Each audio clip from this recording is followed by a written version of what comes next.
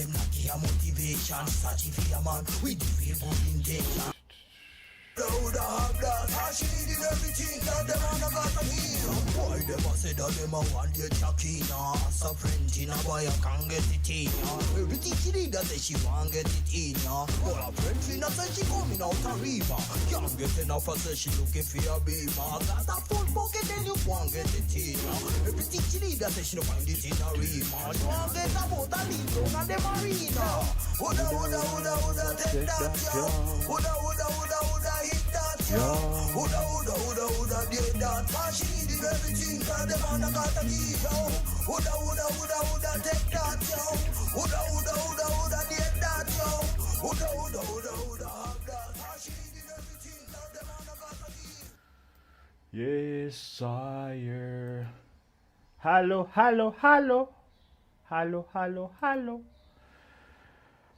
Oh, yes, sir.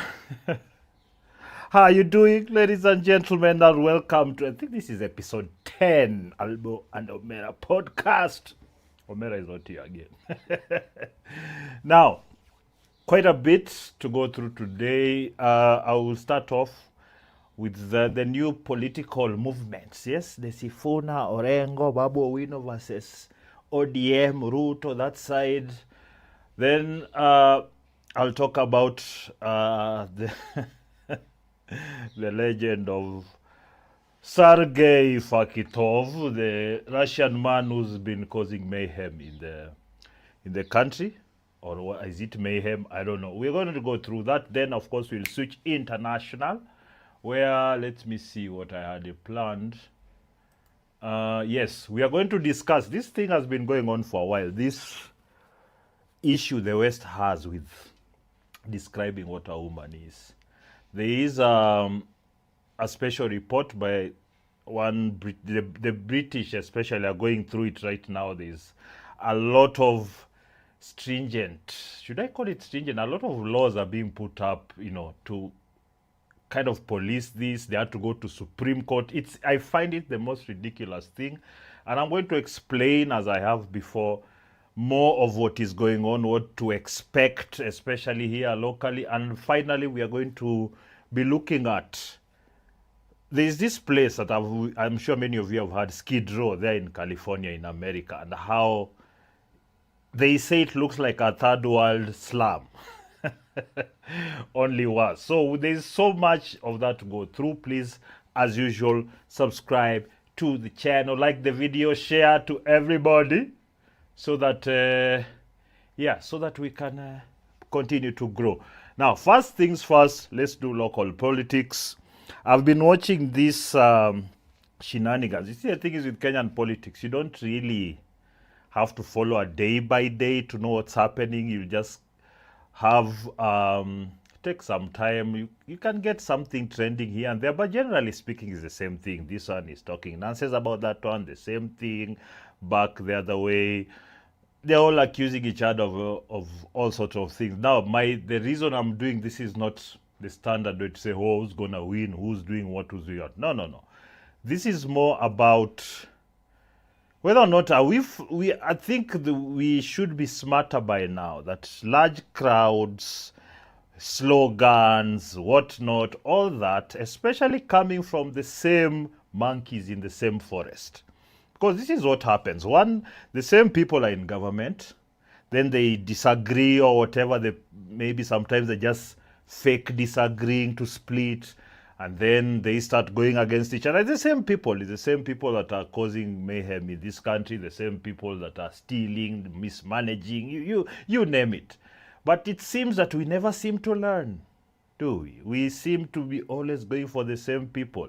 You can't keep screaming about how you are leaderless, I don't know what less. Anywho, let's first watch some of these happenings of Kitengela. I wanted to really go through a few of these news reports, some of this recorded on the ground, kind of just to look at the crowd, see what these leaders are saying. Then I'll give you my feedback as usual.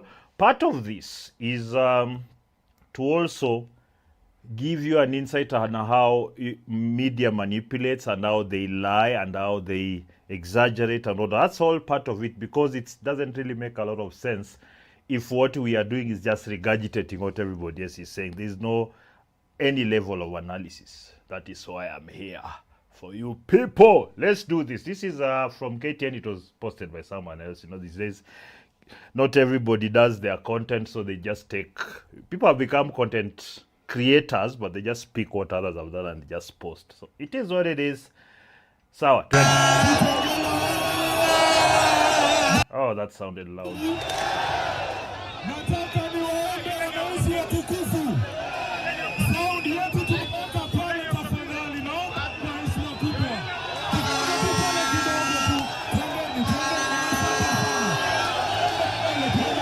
Well, the crowds are there.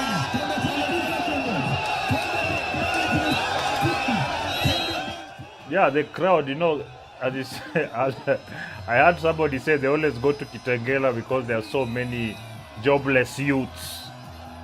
The same way they go to Kibera, I think. And they pay.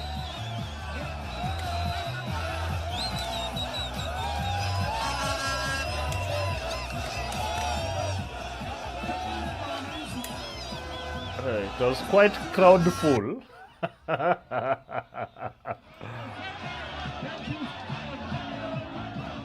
Even the guys of KTN, they are not regulated their sound, so it was distorting heavily. The youths.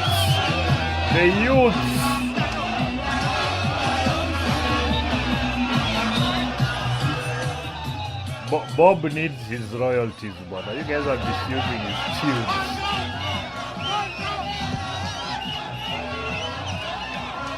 Just read the ticker down here. I'm going to come to this briefly when I'm talking about this. More than 179,000 residents of Kwale County are facing starvation due to ongoing drought. Really? Yeah, sure.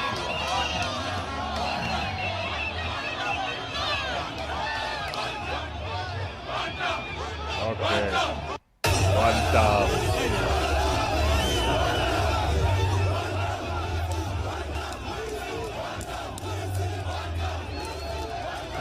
Let me skip because I don't think they're speaking here. All right.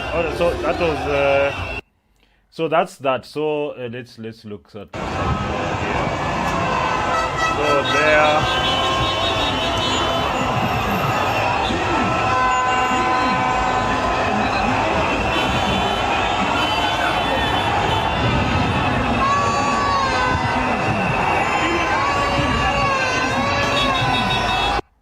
All right. I hope it's not too loud. Leaders, Dr. Babu Owino. Did he get a PhD? Oh, they all do. Sifuna, Edwin, James Orengo, Godfrey, Osotsi, and other leaders have expressed solidarity with Honorable Majiba following his accident. Oh, there's an accident. So let's see. I understand Ruto saw this Kitengela and called the DAJ Lagat himself wanted to unleash his killer squad to tear gas. Okay, let's be clear about one thing. Now, the campaigns have begun. Yes, this is officially the campaigns have begun. I don't really know if they stop at all. They kind of seem to end. Then everybody, once they're in position, they start again. Now, being hit with tear gas is part and parcel of the culture of political machinations in this country. Now, the fact that tear gas was thrown. I hear one person was shot. I think I haven't. I will just confirm that. But being hit with tear gas, like here, that's normal for governments. Like the people in government will always throw tear gas to the other side that are not fully in government, although they're also in government. But let's say the main government versus the other people who have maybe removed, or maybe they have been. They were never in to begin with. They just won maybe the MP seat or whatever, but they're not in the core government. Lakini watu ni wengi. Now, this is what you should know about such rallies. Let's be honest. First of all, they are not organic that people just show up. No, there's organization. The politicians pay people. They pay everyone. People on the ground, handouts. The normal business. for me, as far as I am concerned, if it doesn't matter who it is, whether it's these people you like, whether it's the president or whoever, once you come and give the money, that game is over. It's no longer that you guys are looking for some kind of good leadership. You all know kind of what you're doing. You're all trying to get like a something from the other. Now, these politicians, of course, the last year or two, the way they've collected, they've amassed huge amounts of cash from the exchequer, the deals and all those things. You've seen they've done all that. You've seen it. But now you're taking the money in 500s and 200s, 1000s and nini like this, so that so that you can vote for them and support them. So what you guys are doing intrinsically is you're selling off cheap again. The hype of the same politicians from the same parties, from the same background. The last time when Ruto came around and told you Hustler Nation, you fell for it like the sheep you are. The sheep were hardened. Oh, you kept on, because I remember I just couldn't believe it. And now I believe it, because people don't really introspect. People don't they don't find it important to create the connections with what's happening, say here. You seeing all these crowds here? All these crowds. You know, let me just leave this a bit. You know this, okay, maybe you don't, but this is exactly what you did with the last presidency, the one before that, and the one before that. You are driven into hysteria by a certain politician. Remember, the media is theirs, NGOs are there. So how they decide to message to you and for you to follow it without remembering what they've done in their leadership, like how is it that you guys keep falling for this thing all the time? I will try and explain. We are very poor, so we can watch this as these people apparently are arriving. First of all, the poverty. Now, all these guys are responsible for the fact that where the country is. There's no new person here. Orengo is not new. Sifuna is not new. BABU is not new. They've been in government. But they're all responsible for the situation, the laws they make, the corruption they let happen, they do themselves. They're responsible. But now you've put them up there. Now these are your saviors. Like, somebody explain to me how this works. They come there with their 20 million shilling cars from your money. They sit there, you guys are just there. Or maybe you guys are also like them. Because this is let's be real.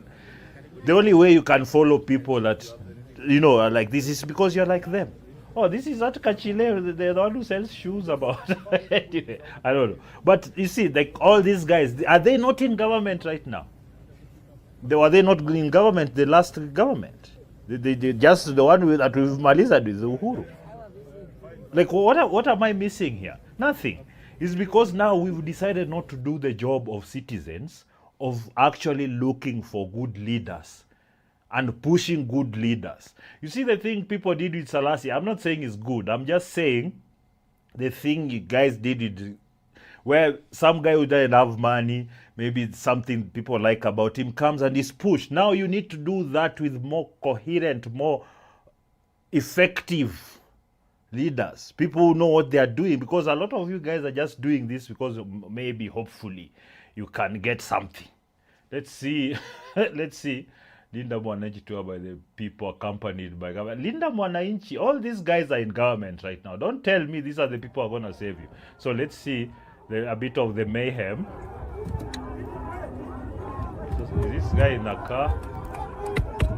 Oh, so the mayhem began. So this is now the thing with everybody having a phone. You can record things. You can piece together a lot of how things do. Remember the BBC Gen Z protest, the documentary they did? They're the ones who made the most money out of it.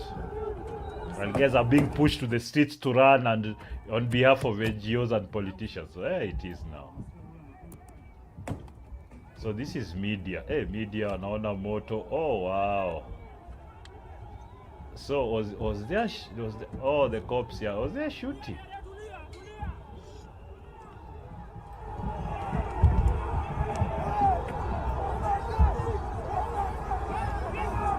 Oh, they are going back for the cops.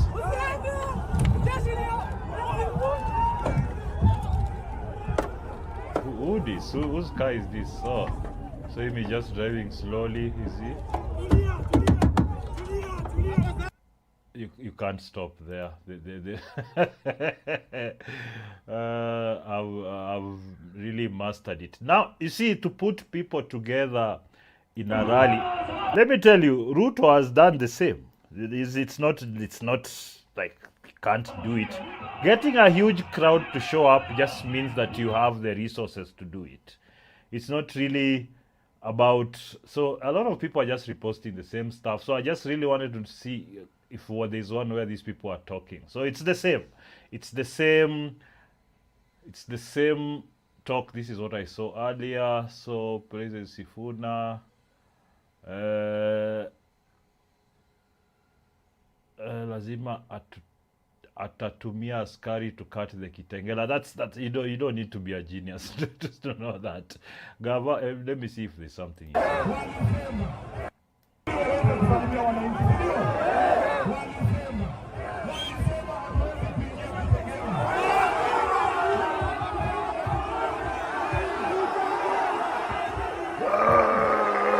Emotions!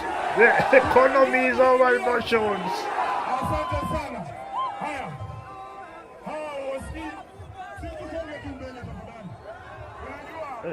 The people are many. It just shows you how many.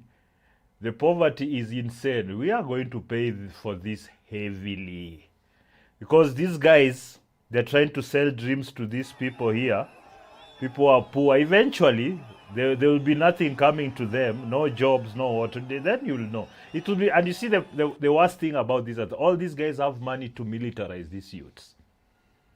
If anything happens, they have money to militarize these youths. And that's the one thing that everybody who understands politics knows. When you leave a large swath of your youth without jobs, without any kind of direction, a lot of these guys, even their fathers are not there, or even they're not rich, they don't have opportunities for them. They are depending on themselves. There is no daddy or mommy. They are depending on themselves. What do you think is going to happen when things don't come to, say, in the next 2 years? We are going to have so much. These guys have been primed. There's going to be, and I'm going to predict, I don't wish it, but I can see it. There's going to be a lot of political violence these coming elections. There's going to be a lot. And this is why these people who have nothing, disenfranchised, as they say, these are the people who are going to come to your door. Because in the end, you guys just keep on doing your silly things, making your stupid mistakes, thinking there is no actual repercussions. It doesn't happen immediately. Yeah, you'll still have your nice car apartment, you're living, you're eating. Yeah, you'd still enjoy for just a bit. Because I remember during the 2007 was similar, because but it wasn't so bad. It didn't go too far, like now months and months, because at that time the economy was kind of ticking. We could get some, the things were operating on an okay state. But right now, nothing. Right now, prices, jobs, I wonder, let me just ask Odiero over here. Let me just ask.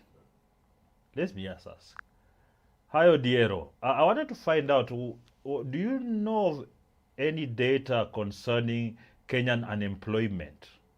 What are the rates?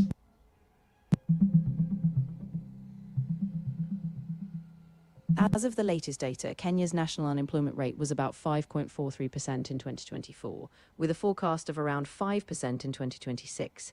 However, youth unemployment is much higher at about 17.7%, and around 35.9% of youths are underemployed. Overall, while the unemployment rate is stable, youth are facing significant challenges in securing good jobs. Levia, so at this particular moment, how many youths are unemployed?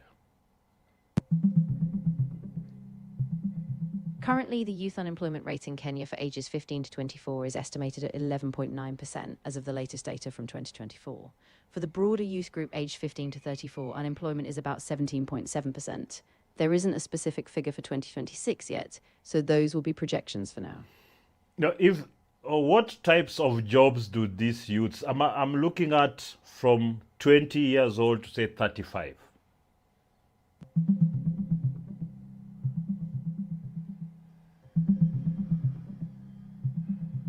Among Kenyan youths aged 20 to 35, there's a strong shift toward tech and digital jobs, like digital marketing, data analysis, app development, and cybersecurity. There's also growth in green energy roles, like solar tech, and urban service jobs, such as e-commerce and healthcare support. However, only about 8 to 9% of young workers have formal employment, and many still work in informal, low-paying jobs. All right, thank you. Now that is the thing. I suspect personally, I don't think those rates are commensurate to. I think most people are kind of self-employed. They just sell their own thing here, sell their own thing there. It's very, very like there's most people are there. So I don't know where, for better or worse, that's the situation. And I think that the more people you have who have nothing to lose, the more danger that we are in politically. Anyway, I just wanted to touch on this. I don't particularly see anything new, as most of you seem to be excited about. I don't know what it, these days, like online, you see people shouting, then what? There's a lot of selective chosen clips and whatnot of how things are going on. No matter, it's not new, in my opinion. I think we are deluding ourselves to think that these people who are in government right now are going to change anything. I think we are extremely deluded. I think that our society, our government, and what has become so corrupt, and most of us don't really want to give it a proper thought. So it's just going to continue, because even us, where we live, where we work, we are doing a lot of corrupt deals. Sindio, si mnaibia employer daily, trying to do some weird deals in your employment spot. That's a fact, isn't it? We know it's a fact that it's very difficult to do business out here, and somebody just pays you your money to just like that, or at least you pay somebody to do a job and they deliver on what they claimed. That's also corruption. It shows a culture of not caring to build anything.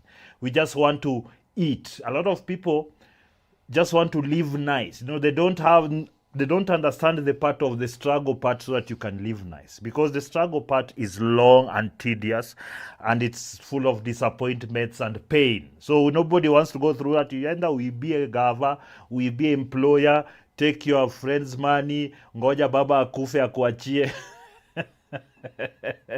That's where we are, unfortunately.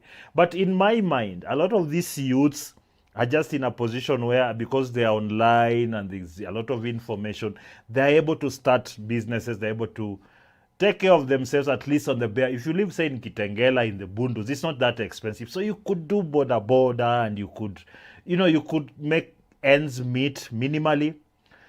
But eventually, the people who don't have are going to be too many. The people who don't have ways are going to be too many, and they'll be easily be paid to cause any mayhem. But for most of these youths, I think it's just the euphoria, youthful exuberance, just not remembering what you've just done a few years back. Like, it's just strange. Like, people need to take a step back and stop, like, just making silly decisions because of euphoria. This is emotion. You have to think through who has done what for the economy. Say, even right now, you even have evidence to show in this person's county, what have they done? Did they just build a shed and they wrote their name there, Boda shed, wrote their name there, did a little clinic in a corner somewhere, put their name there, but generally there's no employment in the location, because personally, every county must have manufacturing.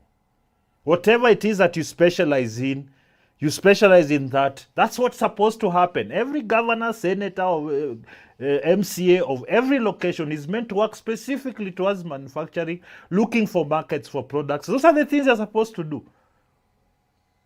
Not doing these rallies and going around screaming 1 term, 2 term. This is useless. This is a waste of resources. All this is a waste of resources. Let's be real. There's no real anything coming out of here other than popularizing a politician. That's all. I know you are hoping that they'll do something for you, but they're there right now. What are they doing for you right now? Have they created any jobs? Those tech jobs that we keep talking about, have they created them?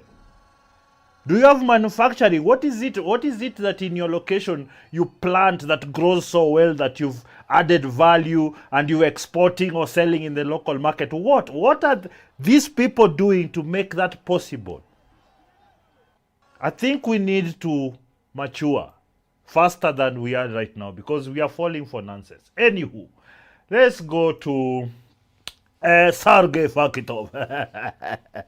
Now, I've done a video, a shorter video. It's on the channel here. It's a short. But I wanted to really explore a bit more this phenomenon. Yes, it's hot. And I went to the gym, so moto. You have been sick for the last like 2-3 days. Kuna ka Ebola kamekuwa area. So today I woke up. Yesterday I went, I got some knees. Today I woke up feeling a bit more energetic. So, but this, you'll see heat flashes, I'll whatever. But yeah, so this guy is one of many, by the way. He's not like the only guy. It's just, and he's not only Russian, white men, there's black men, there's everybody who does this. Primarily why this thing happens a lot is because societally we've become very promiscuous. It's just a fact. Umaraya imejaa kila pahali.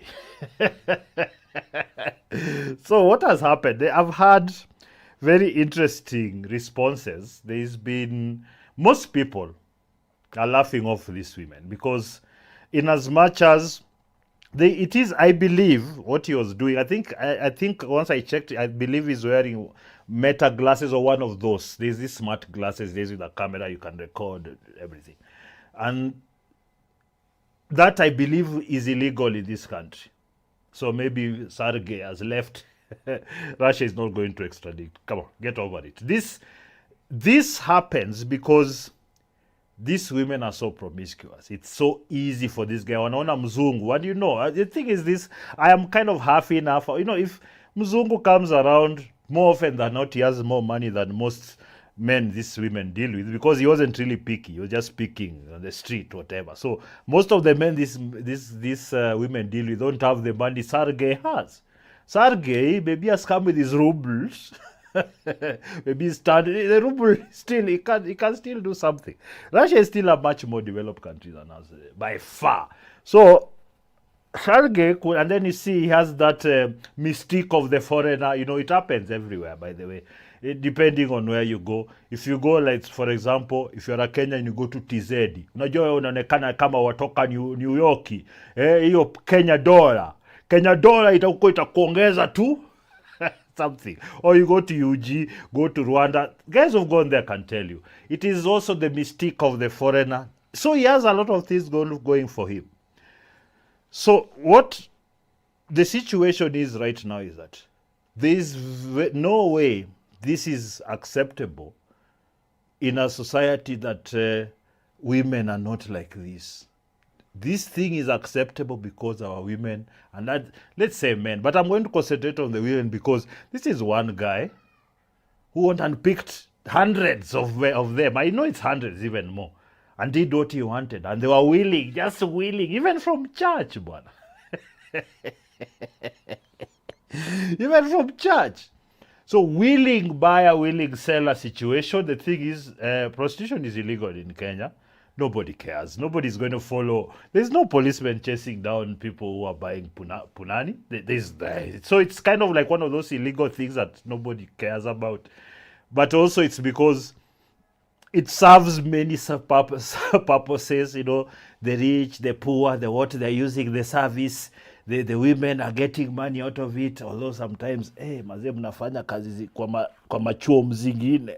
There's some holes you people are at, like, hey.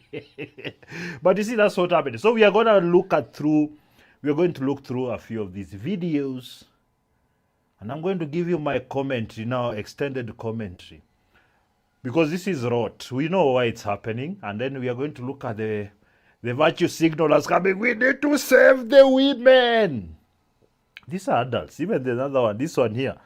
This one is a mother. She had gone and a wife had gone and picked children, a kid to take to to home. She couldn't even wait to get the kid home. Say, no, no, just holding the kid, continuing. Oh, thank you. You are very beautiful. Oh, thank you. She couldn't even wait. There's no saving these people. This is who they are. So anybody's coming out on it would have been more vicious if the NGO money was still there. You noticed, this, like last year, the year before, they would just bring up anything and then they'll push it social media back at the guy or whoever it is would how do you say, the guy would be caught or something would happen to the guy, but there's no NGO money to push this fake narrative. So the internet takes over. So now this one, blessed, but what? I'm good. How are you? Natasha, hello. How are you? I'm good. How are you? Good, very good. I'm a big town chicken. Town. With me. Quick! It didn't have to you didn't have to waste a second. You know, the thing is that my last stream there was some music issue, so I'm just gonna take it down just a bit. So quick, Airbnb, she's there, she's ready. Tufunge mlango. This is of course, most of us are saying, and I think he was saying that he wasn't paying. Sarge, we live here, we know them people. Now, for some maybe didn't pay because maybe they wanted your white meat, you know, the great white pipe. Now, maybe those, but we know most of them got paid. Yeah, maybe they wouldn't, because the way he approaches them, he doesn't go straight up how much. He says, you're very beautiful. Come, let's go. The guys were wasting time here chasing people, taking them to dinners and lunches, and let's go take a walk in the park. Sarki, very beautiful. Let's go. Go on. You see, this is not just a white thing. It's a money thing. Because any tenderpreneur can tell you, in Kenya here, any money launderer, any politician, MCA, people are known that they have taslim. Tell them how easy it is. It doesn't matter how you look. It doesn't matter as long as you have the cheddar. It will be like that, madam. Me, I've seen, I've read in one or two of these people's cars. Kuna moja alikuwa na V8 tunatembea. So we're just riding on the streets hapo. I remember this thing exactly. You see, Mwindimbingu Street, Kenyatta Avenue Junction, right there. As we are coming to enter Kenyatta Avenue, then we go down to Nation Center, and he said, we are going around like that.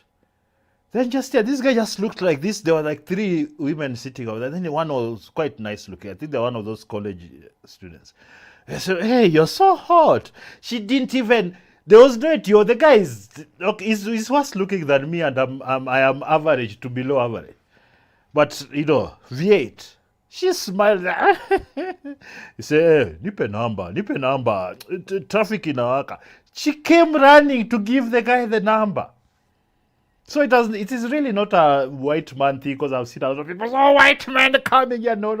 Your people are just holding here, just fine with us. They're giving us just fine. They didn't wait for Sargey. No, if you have $20 every day to give a woman, you will get more pudesh than you can consume. That's a fact. Oh. Listen, hello. Nice place. Where Are you from? Where are you from? Yes, Kenya. You see, he knows where they are from. He's just talking. He's minimal language. Si unaona? Hawa, tayari. Mzongo, tayari. I live here 2 days. I live today. Oh, wow. She's even clapped. Oh, wow. Hata huyu ameingia ndani. Kenya. Yes. How old are you? How old are you? Moments later. The huyo. Hello. Now seated. I want you to listen to the pastor. Pastor is ridiculous. Mzungu.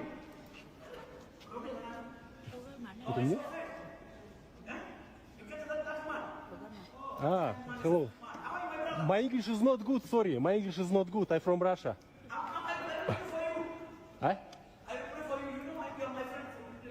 I don't understand, sorry. Don't understand. No, I speak English very little. I don't understand. I don't speak English. What is this guy doing? The, how do you say? The pastor. What? Sorry? It's my friend. Yes. I don't Oh, understand. come on, Speak pastor. Russia, please, Russia. Russian language. Russian. Russia. This guy is looking for tithe. Sorry? Small English, yes.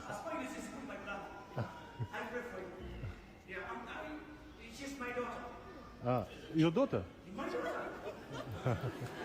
Come on, pastor. You know what pastor is doing? Pastor is doing that thing my daughter let you. Every pastor calls some young woman their daughter. And then next, they've left the church and going to the thing.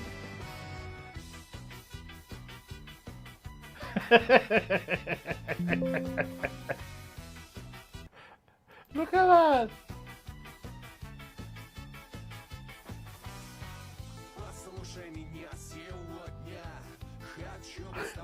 Ah, baby.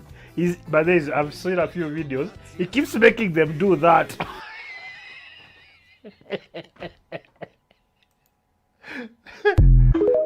Okay, women.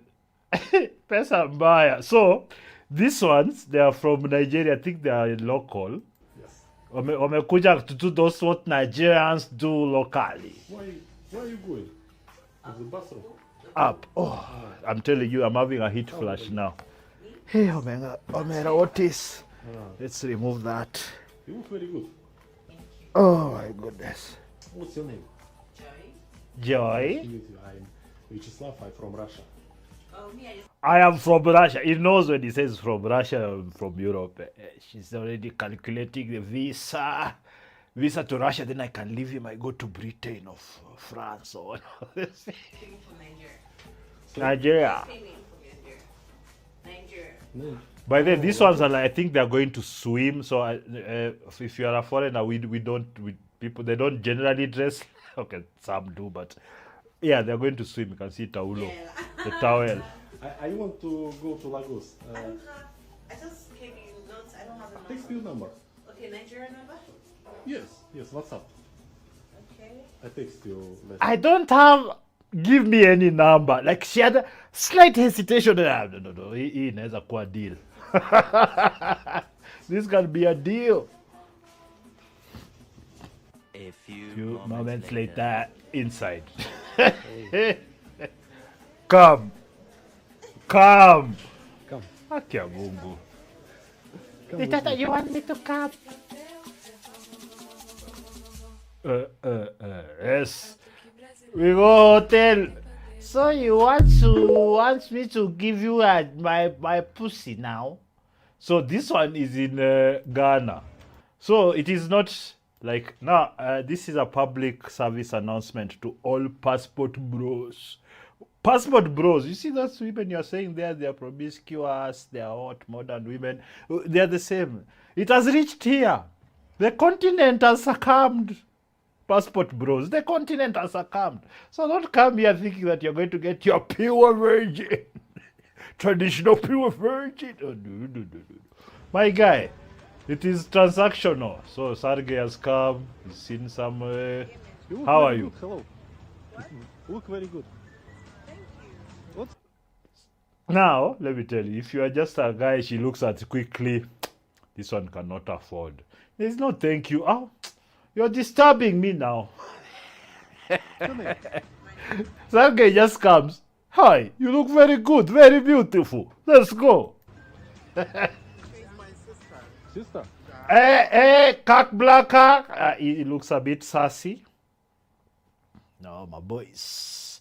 The boys of Germany.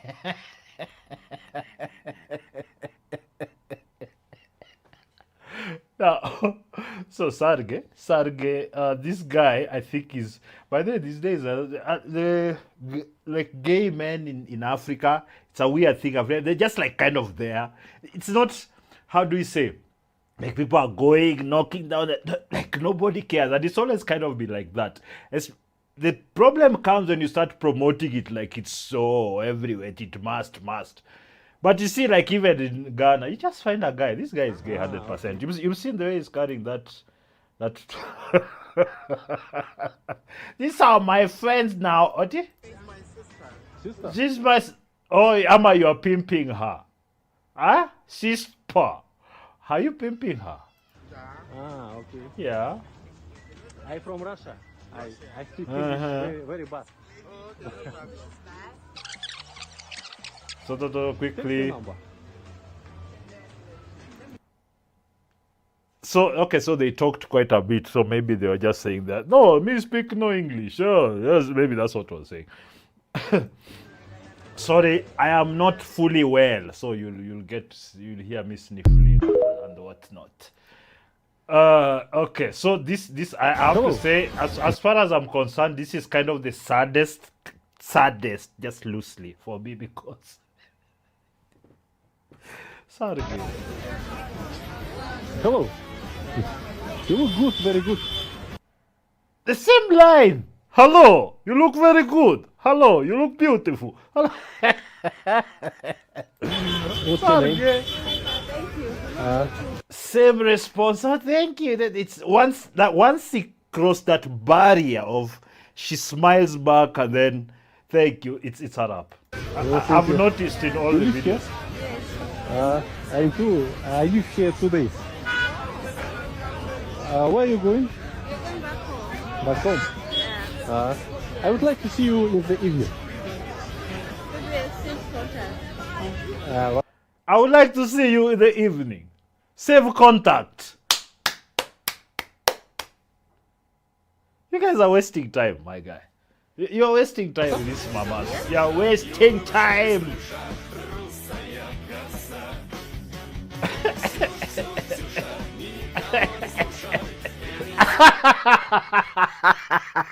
That's it.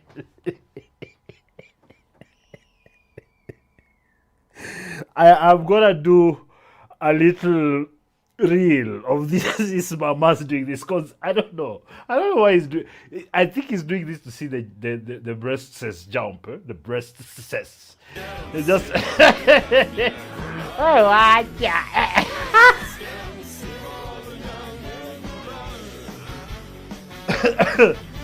Oh, is this Russian song going to be copyrighted? I hope not. Oh, I'm so dead. Okay, this is where. How are you? How old are you? 21.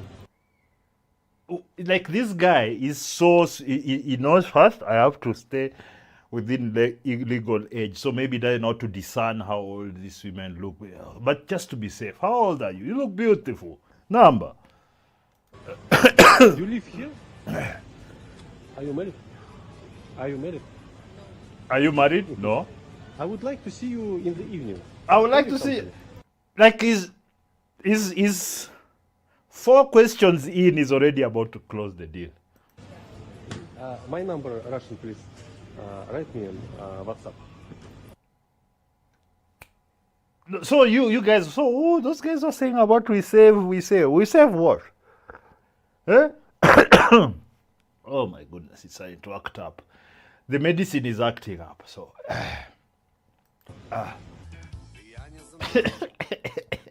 Instant. This Russian. Sergey, I'm Russian. Yes, hug there. We go to Airbnb now. We go do bad thing. Is that OST? Yeah. I'm gonna find out Larimado. Larimado had a post about this. So he's already, of course, taking the woke version of this. There was a man, you see that not particularly woke. Let me say he's taking the we have to defend the women thing over here. Now the Sergey's problem is that is this recording if they, like, because those glasses, it's quite obvious. You can see the cameras, like most of the time they're just right there, or sometimes it's here, but they're very obvious. Maybe they don't know. But the thing is this: if you're a woman and you see that, like, you would like, okay, what's going on? Maybe you just don't care. I'm sure some notice and they're like, it doesn't matter. Hey, he's making her laugh. Oh, is he funny or because it's money? Okay, where is this one? Where is this one? You look very good. What's the name? I'm not doing that music. Instant, a few moments later, smiling. Hey, my friend. My friend. Hizi ni ile kienyeji tu ya kawaida ya tao, ile imetoka ushago imekuja tao. Oh my goodness. Yeah, she got booty. She got booty. Amebeba hapo kabisa. Russian. Unakaa vizuri kabisa. Does he make a jump? He has to do the thing. He has to do the thing. Oh, this song is going. I'm 100% this song. This gospel people, they're very anal about their songs. I knew he was gonna jump.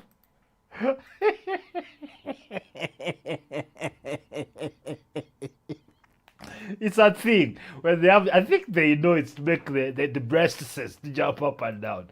Let's see what this guy is saying. So few Russia, so free here, wherever. So the color no, I are white and Kwana, say Ghana ni ba ni say. Oh, you're Ghanaian. Yes, you color, yes, color. So that's Ghanaian. So Russian, Ghanaian girl. So hey, he's making all of them do the thing. Look at me now.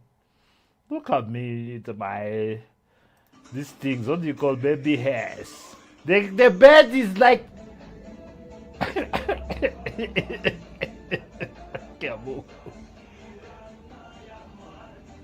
He likes his Russian songs. Oh my goodness. Dance for me. He says them, dance for me. Dance. This is the truth. I have not done this particularly, but I've had just like you're with a chick in a room and she's trying to do the thing, make you feel sexy. I don't even tell them. I am not prolific like Nani here, but maybe once or twice a year. I don't know. Oh my goodness. It's the Ebola that's going around right now. Some Russian reggae. She's down. Huh? Instead of sweep, I look sexy. Sweep look very sexy. Where is this one? Oh my goodness. Good. Ulifikiria zitakuja? Of course. Come with me, I show you how I live. Come with me, I show you how I live. Okay, at least I show you amenunua. how I live. So lunch. So they cost $20 for the booty, maybe another $10 for. So 1,200, 1,300 there, plus like 3,000. So it's like 5 Gs. So this entire escapade is 5 Gs. So this guy spends like $40, $50 per chick. So he's spent, he's left some, how do you say? He's left a lot of marupurupus Come on with the me, I ground. show you how I live. Small economy. Okay, it's okay. This the thing. When for those of us gentlemen who do not have families like wives in the house, who depend on the generosity of such females, I can tell you it's that easy. Because there is a narrative that's being taken around that it's white, it's money. If you're a black man here, Indian, Arab, Somali, see the Somalis say they're not black, so okay. If you're that and you have money, my guy, you would pick like this. Unless you don't know where to go. No, they're everywhere. Street, Tao. I've done it in town. street. Just stop her chick. Hey, what are you doing? She already knows him. Mizi. Nanipiga sorora juu chini. That day I was looking fresh and clean and everything shaved. Alafu there was some kuna M-Pesa. Kafuliza hapo kametosha vizuri. Tena tukule hapa cake na sconch. Instant. Okay, ukifika hapo sawa ni aje si tufike room. Ask guys in town. It's like it's everywhere. So this thing you guys are trying to, this narrative, oh, it's white. No, it's money. If you have $20 to spend, you'll get every day. If you will get pussy every day if you want. Every day. Sarge amebeba ingine. Then I don't know why. I hope that's these songs. He likes putting these songs. I hope they're not like TikTok. Twende Uber. So yeah, so you add like 1,000, 500 to 1,000 for Uber. Yes. And also for, so yeah, it can be about 5,000-6,000. He likes to make them dance. Sarge, what are you doing, Sarge? Look at that. Very happy. Hey, I was here. She was very happy to be here, by the way. Now this is the watchman. Oh, how are you? I like how you look. Like how you this guy, like I think he used this line somewhere in Russia and it worked. But I think I've seen also videos of him like in Europe with, you see, like with whites, like on that side there are other white men who are like even better looking than him and have more money. So the success rate was very low. But here, because this is a watchman at Safaricom. Thank you. Hey, you look. I like how you look. I like how you look. I like how you look. Thank you.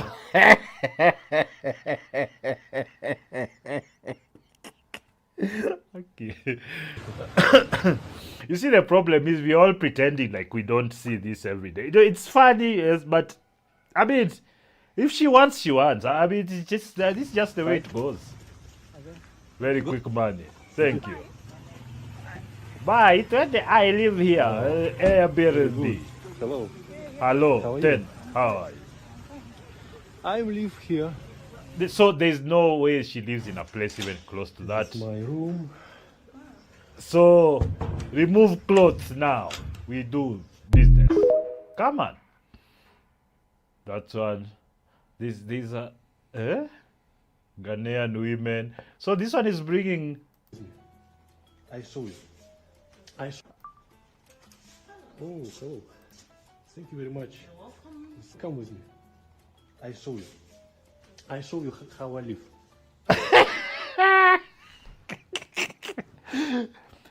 The hotel staff is not safe. The hotel staff is not safe. No one is safe from Sarge. You're my friend. Sarge is a destroyer. So this is just like this guy. Okay. Is he about to dethrone a young man thinks he's gonna get for free? Are you working here? Yes, I I think you're my friend. Hey. No? My friend. From? You. Me? No? But from where? She's come closer. Guys, body language. Yes, I'm teaching you body language today also. From Kenya. Yes, I can be your friend. Hi, how are you? Oh my goodness. She's Come with me. You look very good. Thank you. What's your name? I'm Lois. So sorry that. Lois. Yes. And okay. you're? My name is Yaitsaslav.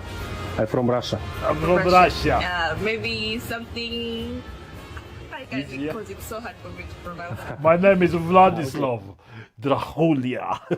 My name is Zavar. Summer. Zavar. Sarge. Just tell us I would like Sarge. to see you in the evening after work. It's okay, no worries. Sarge has spent a total of 3 minutes in this chick. Oh, okay, he got another one here. Hey, yes, Sarge just speaking everywhere.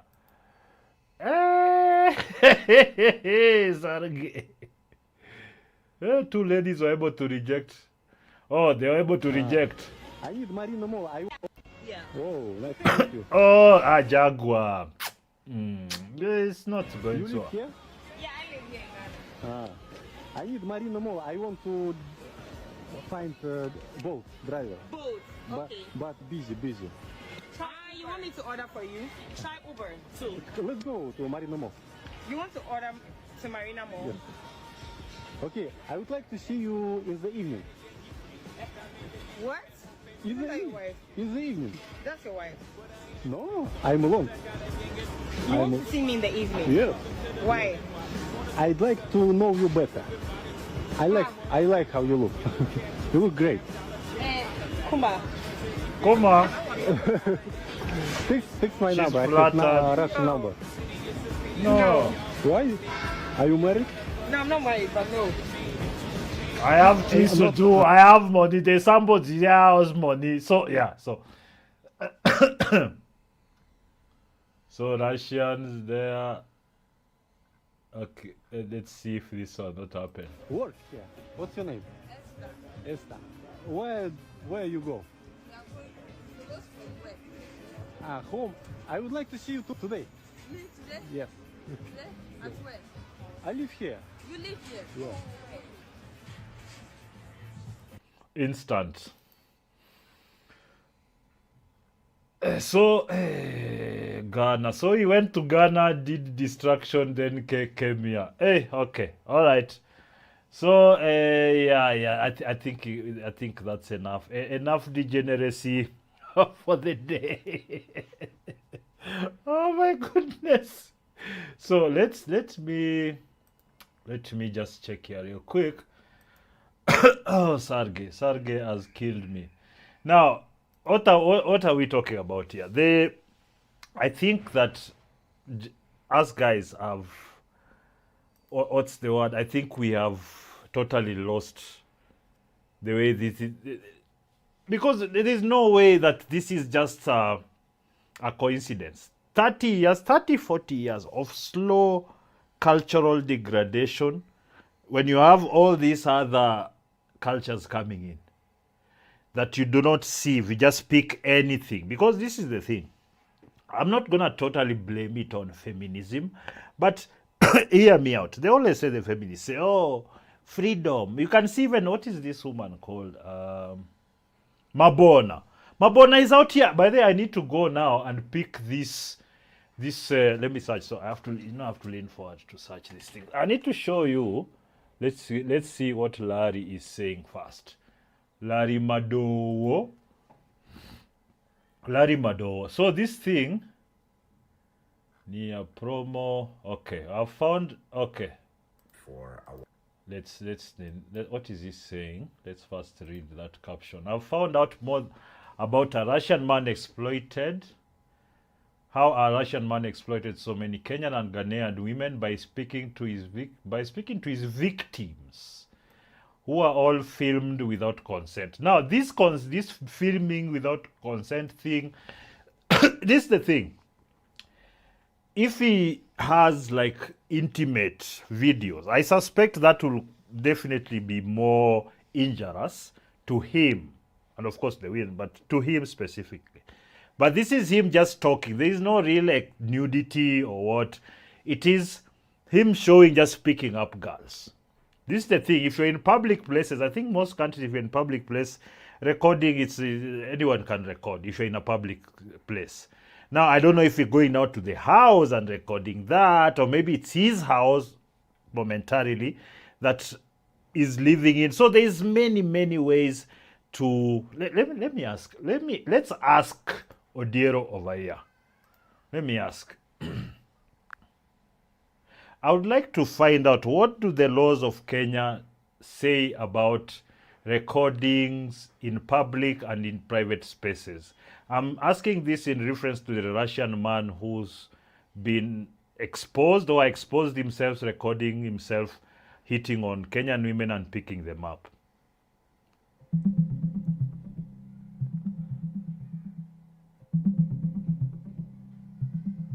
I like this. Continue. I'm glad.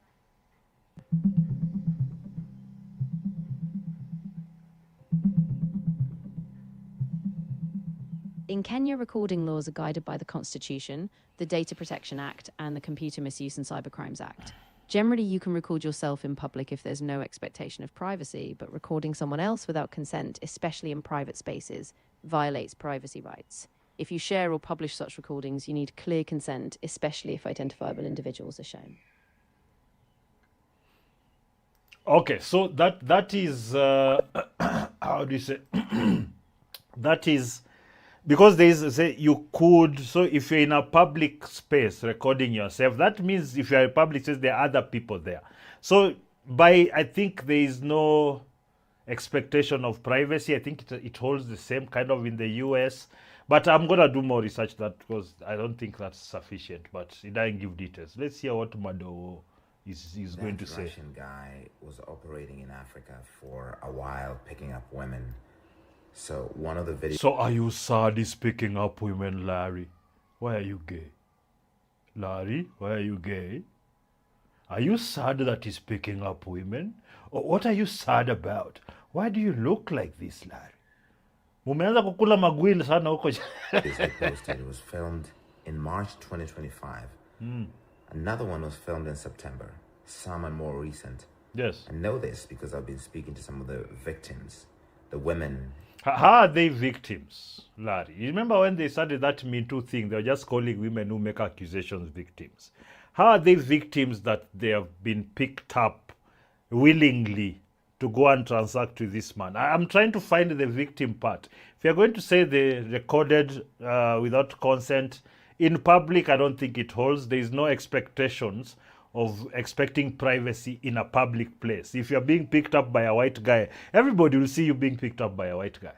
So, and they know you are going to do the thing. Everybody, like, why are we pretending? Anyway, let's hear what. Videos.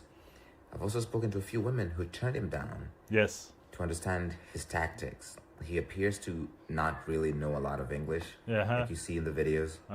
And as soon as he got them to his room, he would be trying to get them to address almost immediately.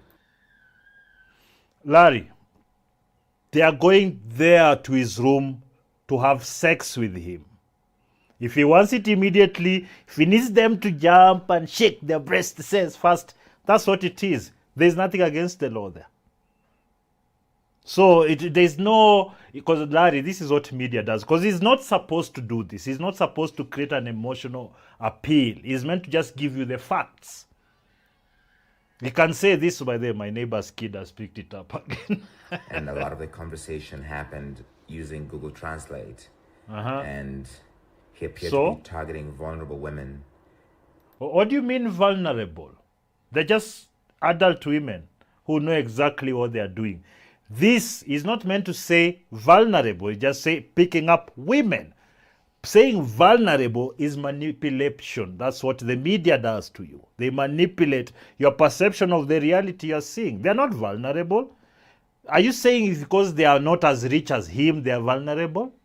You've seen the ones who they've turned him down. Okay, they had a Jaguar. But I'm sure there are many others who are poor who turned him down or at least didn't have as much money as him. So why is he not giving that aspect? This is the media training part where they're trained to insert these emotional appeals in their reporting because they're trying to skew a story a certain way. He's meant to just give you the facts. This happened, this against the law. If he can point to the facts, you don't have to tell us vulnerable. How do you know he's vulnerable? Oh, because the women are now acting like victims. I was vulnerable to his whiteness. Oh, what is it there? What are they vulnerable to? Alari. Stop manipulating people. And he was in Ghana, he was in Kenya, he was probably in other countries. Yes. We're still trying to figure out a lot more about how this was allowed to go on for so long. What do you mean it was allowed to go for? So these are adults that are engaging in transactional sex willingly. What do you mean allowed? Who are you to decide what they do? And it's not in your place to decide what they do, is it? You're just mad that the branding is being tarnished. Oh, we've seen, these African women are actually promiscuous and loose. Yes, you've been trying to, you see, you can't push sexual liberation there, Larry, in your CNN enclave, and then come here to try to shame women for being sexually liberated. Larry, stop your propaganda nonsense. The Kenyan women feel violated Okay, the women that we've watched, they look violated. Willingly, they're jumping. Do they? And they feel that the government has abandoned them. Government. This woman who was holding her kid and went there, they just said, "Hey, you look very beautiful." She said, "Thank you. Do you want to meet me later?" Yes. Where is the government supposed to come in there? Is she meant to like holler at, say, the MCA, but then I've been hit on by this man, should I not? What is meant to happen here, Larry? Why are you trying to skew the perception of what we are seeing right before our eyes? And why do you always have to lean in the leftist way? Why can't you be objective, Larry? That's why CNN has lost most of over 50% of its, in fact, it's over 70% of its viewership. Because you guys just live become vlogs of people just talking whatever feelings they have. That's not your job as CNN, is it? Or maybe say, this is my private. No, shut the hell up, dude. This instance, compared to what the Ghanaian government has done. Which is? Trying to get him extradited back to the country to face charges, even though that's unlikely. Russia does not extradite its citizens, but the government in Ghana says they will try him in absentia anyway. It's nonsense. That's public relations. And the gender ministry in Ghana is also offering... Why do you have a gender ministry? Another pile of garbage. Oh, women rape, gender... No, all those, by they should be removed. We've had too many of these silly appointments that are based on nothing other than how someone looks. No competence, no nothing. What is a gender ministry? When they say gender ministry, what they actually mean is women ministry. They never address anything that men have to say. They just say gender because such ministries are funded by NGOs, or at least things like USAID and whatnot. They're funded by those to push the Western feminist ideology. It's a fact, we know it. And that's where guys like Larry, CNN, they receive a lot of payments for that, to push this. At the same time, if you don't push, you won't work at CNN. So Larry is doing a job, we know, but he's pushing propaganda. Counseling and legal support to some of these women. Counseling. Not to give the hoes counseling. What are you telling them? Stop selling pussy? Or what are you going to tell them? What? Willing seller, my friend. So far, nothing has been said from the authorities in Kenya. Yeah, it's because the authorities in Kenya know what these women are doing. So the Ghana wants Russian man who shared videos of multiple women extradited back to the country and charged in a crime to record a person out their consent. I was saying this is where that's going to be a thing, but Sergey is not going to get any. There are no repercussions. Personally, if he has recordings of them doing the deed and it's out there, maybe America Pornhub, yeah, that's different. But if that's all what we are seeing is there, you now know how promiscuous the women are, how bad our society is, how cheap the women have become, how transactional. We know they're transactional. But this guy is trying to pretend, oh, these innocent women, they were manipulated. The women knew exactly what they were doing. They thought Sergey would give them a Russian visa. Larry himself has been reporting, when he reports about those Russian guys who went to the mercenaries, went to fight for Russia. You find like now there are people inboxing him and saying, do you have a link, man? I would like to go. Larry, they can't accept the reality. That what he thinks, that what his bosses have told him to report is not the reality. Yes, the poverty in this country is driving young men to go abroad to fight in other people's wars. They understand the risk very well. There are some who went there, got there, and then they realized, God damn, this is real war. Because most people have not been to war until you get there and they're like, hey. That's what is happening. So people willingly go to places, then they get there and they regret, because war is very serious business. And yes, the reason it's there is to kill. And if you are there, you are likely to be killed. So your thing is you're taking a risk, high risk, so if I finish, I'll get my 1.4 M plus a few other things. Whatever the case, you might even get, those who've gotten Russian citizenship. So there's many things. They'd rather go and live in Russia than live in this shithole. That's a fact, ain't it? Anyway, that's what I wanted to report on this thing. I thought when I saw what Larry has said, I just thought it's manipulative. I think this, when we are adults, because they want us to treat women like adults, independent and what, until they do some bullshit and are caught in it, then now we have to treat them like children who need counseling and traumatized. Go to hell. Now the people you've been hiding your horrible lifestyle from know who you are. Because that's what is going on here, isn't it? These women are ashamed now.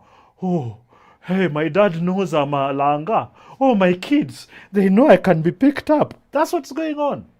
So Wakinalari know this and they're going to push that. I don't know what's going on here. It's State House, Nairobi.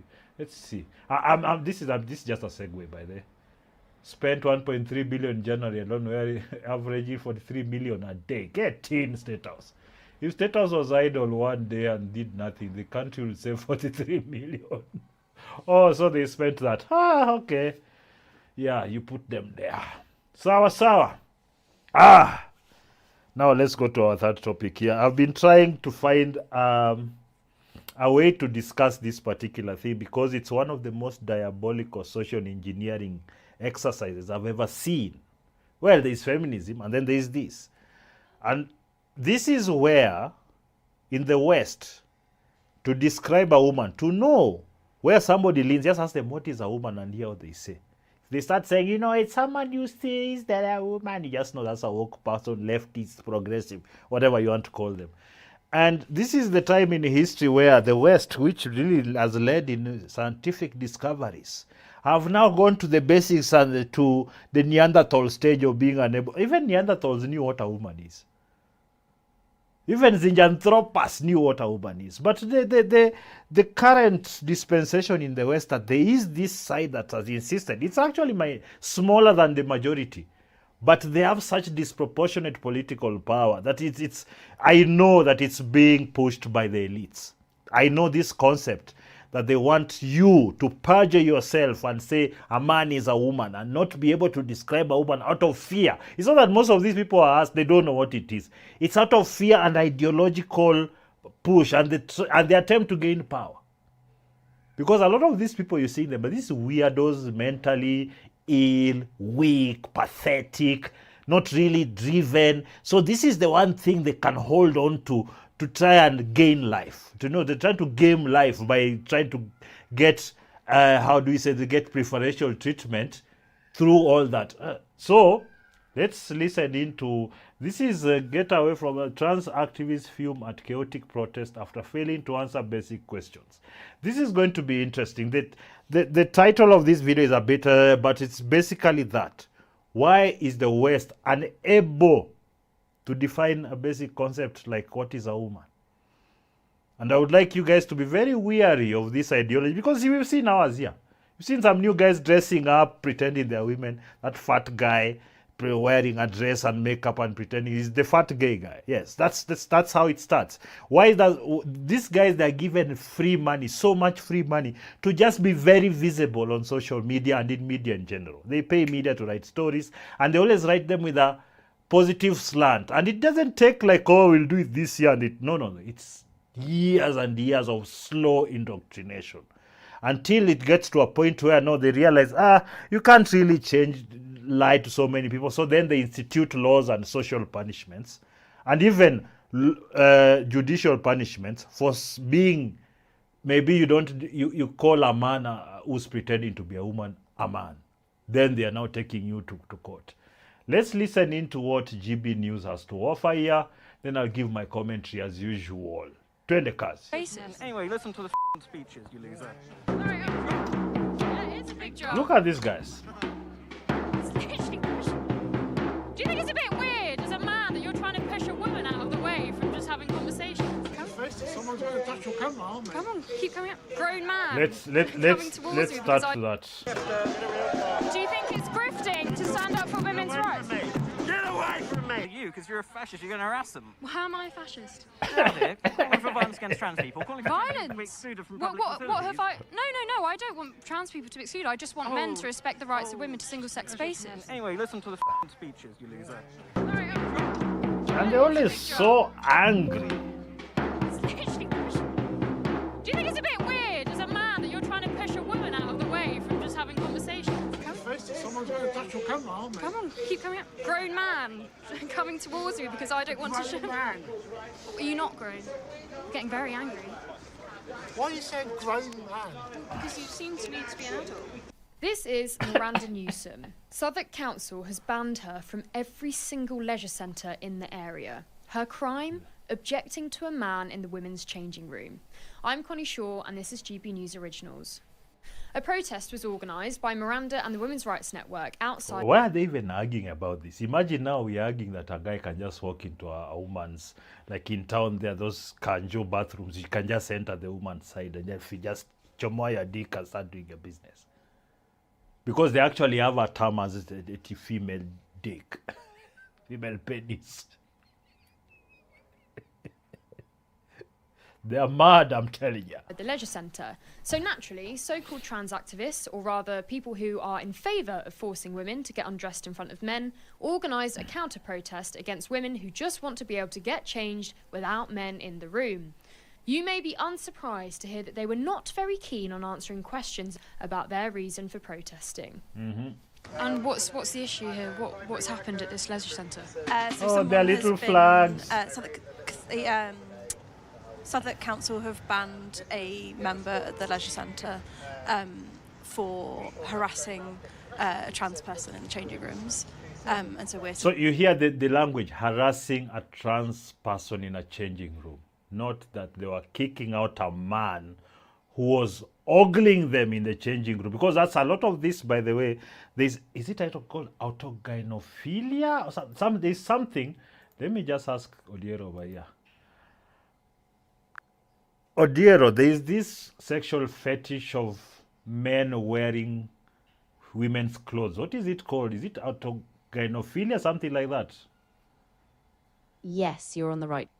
Yes, you're thinking of autogynephilia. It's a term that was originally coined to describe a condition where a person is sexually aroused by the thought of themselves as a woman.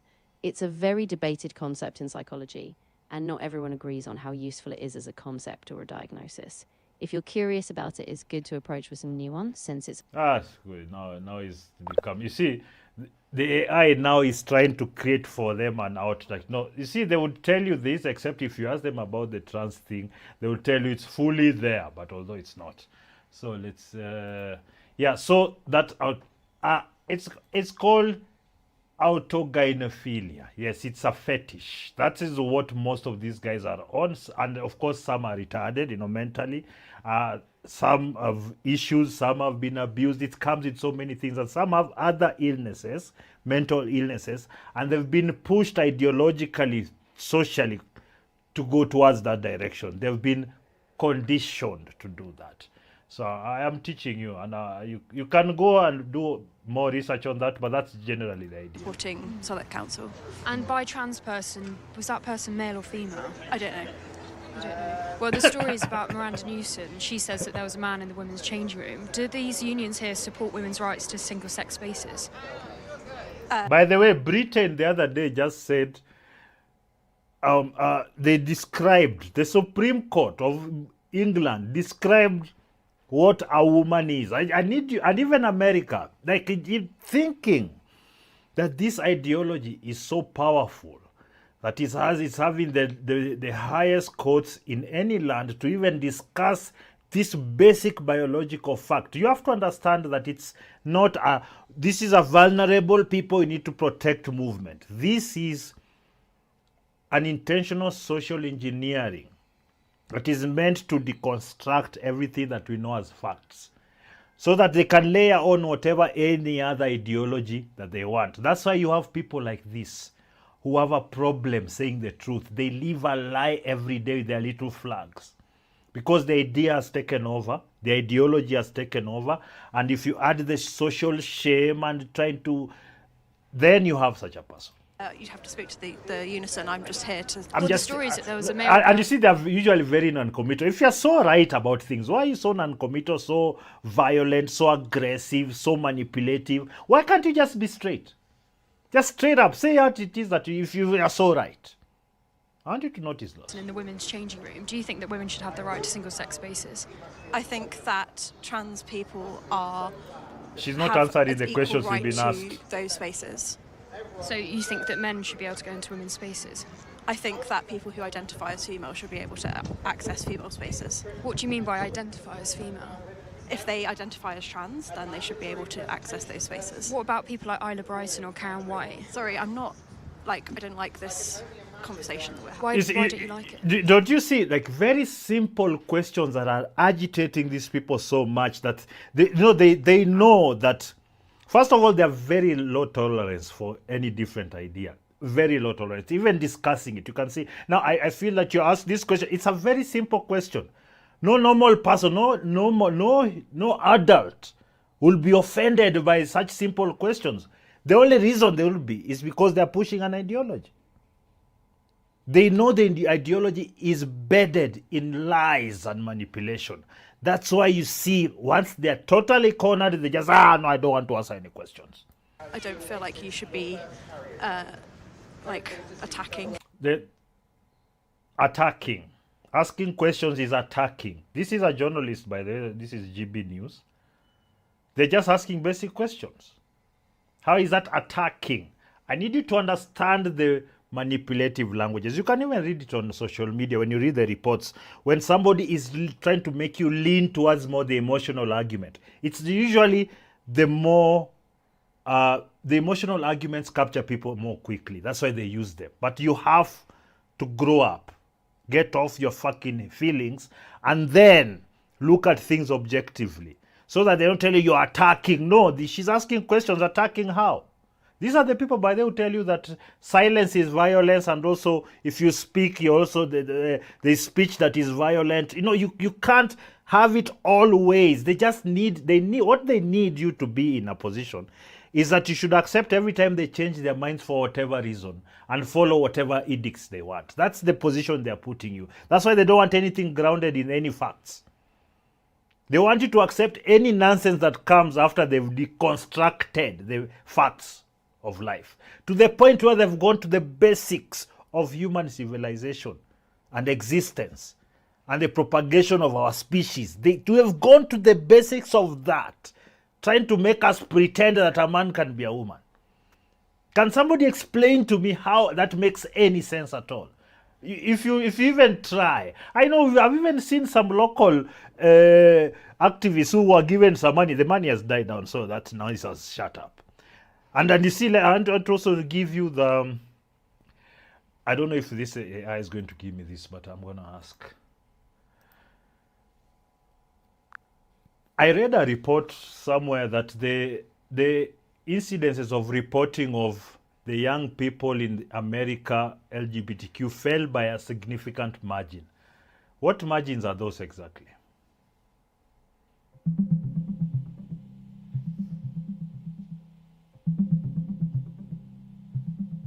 Recent reports on LGBTQ+ youth in the US show that mental health challenges are still very high.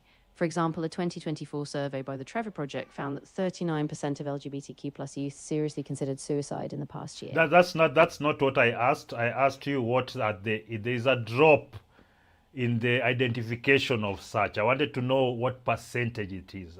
Please stay on topic.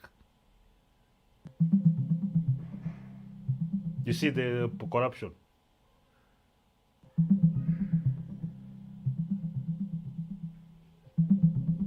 Recent analyses have suggested a drop in how many US young people identify as transgender or non-binary. For instance, a survey of college students showed that non-binary identification fell from about 6.8% in 2022 to 2023 to 3.6% in 2025.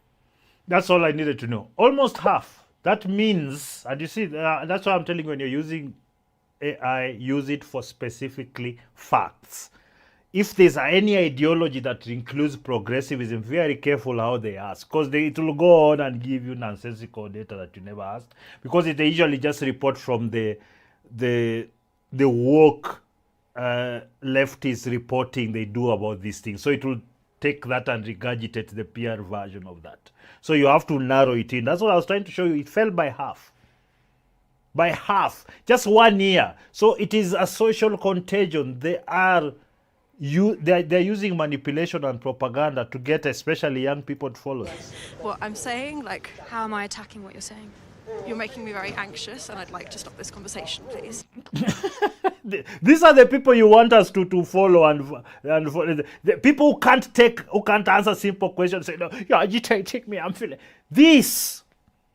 The same thing Larry Madowo is trying to push on that side with these prostitutes of the Russian man, who knew exactly what they were doing. But we are supposed to treat them like children now who need counseling. Get the hell out of town. This is the emotional manipulation I need you guys to see. In every reporting these days is that. The reason is that they are pushing an idea. They're not trying to feed you the facts for you to decide what to do. They're trying to not only give you some version of the facts, often exaggerated if it helps them, and often downplayed if it doesn't help them, and then push you, lead you through to what they want you to think. We want to defend the policy of Southern Council. And what is that policy? To allow women to use the facilities, listen to that. whether they're trans women or not. What do You see, that to allow women to use whether they are trans women. Trans women is a man. That's what you need to know. So the way they use the language, you've seen this manipulation languages, except these old woke currents. This is the worst. I'm sure you've seen the NGO heads here, the foreigners. This is the same. You will find all of them are like this, manipulative, lying scumbag weasels. And let me tell you, and I'm going to show you something out of this when you are looking at the Los Angeles Skid Row homeless situation. The reason I want to show you that is to show you how a lot of these ideas, where they lead to. you mean by trans woman? Well, what it means, a trans woman. What does being a trans woman mean? It means man. It means being a trans woman. Sorry, That's a circular definition. Fascist. What does your... It took less than a minute... Fascist. Do you see how they escalate? Now it's fascist. They're escalating it to call the person fascist for asking simple questions. And you've seen this a lot, by the way, even when you are doing the local NGO business of protests. You've seen, they start, when you're against it even a bit, they start calling you a certain name. Street traitor, whatever names. You know, we are not very original, so we use their work terminologies. So what happens here, by the way, there will be some noise around. I hope it's not too distracting. I don't like spoiling the fun of kids. When I hear kids playing, it's kind of like, they're not my kids, but I just, let them enjoy. But it's not too distracting, I hope.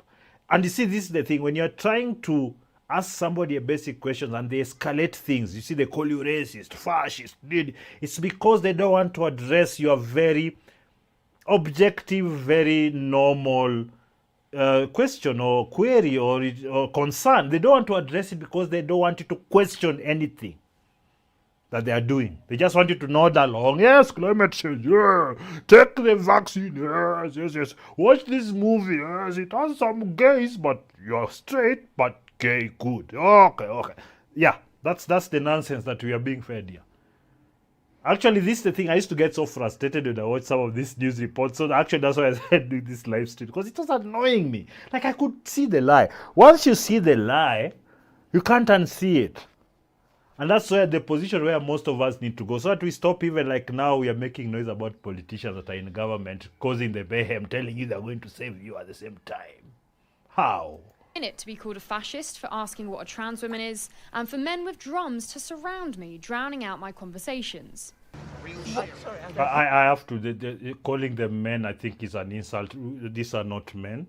Yes, they have male bodies, but they're mongoloids, and they're zinjanthropus, mongoloid zinjanthropus.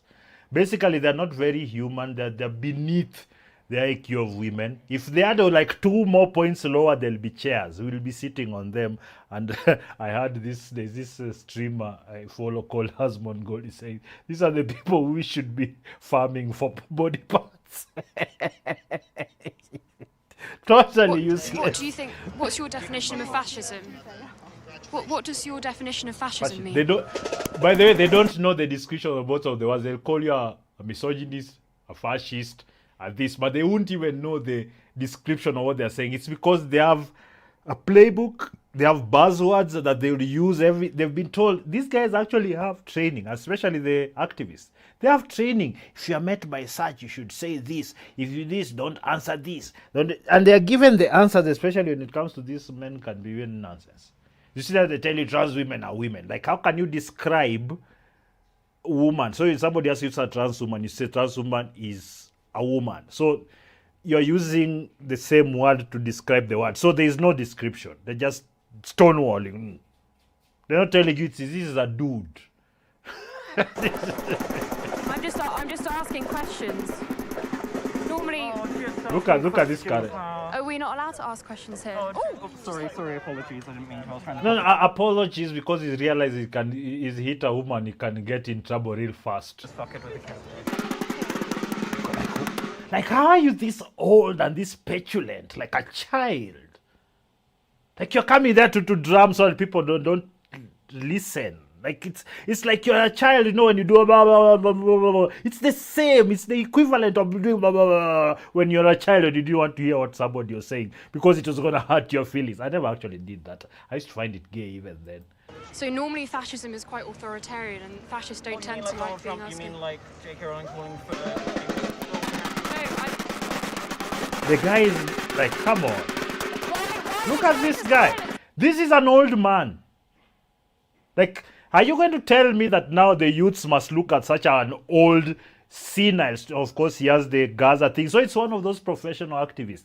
Let's jump on the Gaza thing. But we do not. Ukraine has become boring. Iran is making Muslims look bad. So the Somalis stealing. No, that looks racist. These are those ones. They choose and pick what they have already decided. They've been told that this is what you must defend at all costs. So he's here. Looks like a 60, 70-year-old man beating a drum so that this person is not heard. It's not because he's protesting, no. He wants this person not to be heard. That's why he's hitting the drum like an imbecile, like an adolescent. This guy did not grow anything past 16 years old. 16 years old. 14. 14 years old. Maybe 12. Yeah, 12. This is an immature person, probably has kids he has indoctrinated into this stupidity also. Because he's stupid. And he's a liar and he's a pretender. This is what these people are. Look at that. Then they come and cover the camera. Like, what are we talking? You see what we are talking about here? I wanted you guys to see this. Because a lot of you like jumping around with these woke people and their NGOs and their stupidity. Oh, let's protest. Term 1. Nobody cares. You guys are saying 2 term, 1 term. You're all shouting the same thing about the same corrupt politicians. There's nothing new you've injected into the political discussion. There are no new people. Where are the Gen Zers? You go saying, oh, leaderless or whatnot. No, we're tribeless. First of all, if you are leaderless, that's why you run around like headless chickens. Your leaders are not only essential, but they are must-have. The thing is, you do have leaders. You just don't want... Those leaders are NGOs. That's why you don't want to say that you have leaders, because people would see the hand behind all your bullshit. The puppet's hand that's up your ass telling you to talk. That's why you don't want... Many of you unwillingly are just following along because you don't see the hand behind the puppet master. You don't see it. That's the biggest problem you have, because a lot of you are doing things you do no knowledge at all. Even basic knowledge, man. Nobody's saying you become an expert, but basic knowledge. So this is what you look like. Do you think maybe it's a bit fascisty of you to stop us asking questions? These are not just any old trans activists. The protest was organised by trade unions, including Unison, the UK's largest trade union. On their website, they... Those unions are captured by NGOs and what. They're all the same. That's why I don't care. Personally, as somebody who is a business person, I want to grow my business. If it ever comes to a point where I have to, like I'm told I have to deal with people because they are, how do you say? Because it's a must. Because, they are women or they're gay or what. You must employ this percentage of what. Because that's why they're put up. They're put up to pull that kind of nonsense. And that's the biggest problem we have at the moment, because so many of us, either we are just willingly ignorant or we don't care or what. Even if you don't care, it's going to come and bite you. Your kids will start being taught here that a man can be a woman. By the way, they'll start. It's already started guza-guzaing. And they don't... Social studies, social education. Listen to that social education. Read those curriculums. This curricula or curriculums, whatever. Read those. Because many of you are absent parents. Say, whatever you're going through, we can help. I wondered if they would help a woman who had been assaulted in a female-only space by a man. He was banned. On the website, it says that no matter what you're going through, that there'll always be someone to help. And they always look like these weird men. The weakest Gaza flag, I don't know, what do you call this Gaza thing that all these retards are wearing? What do you call this thing?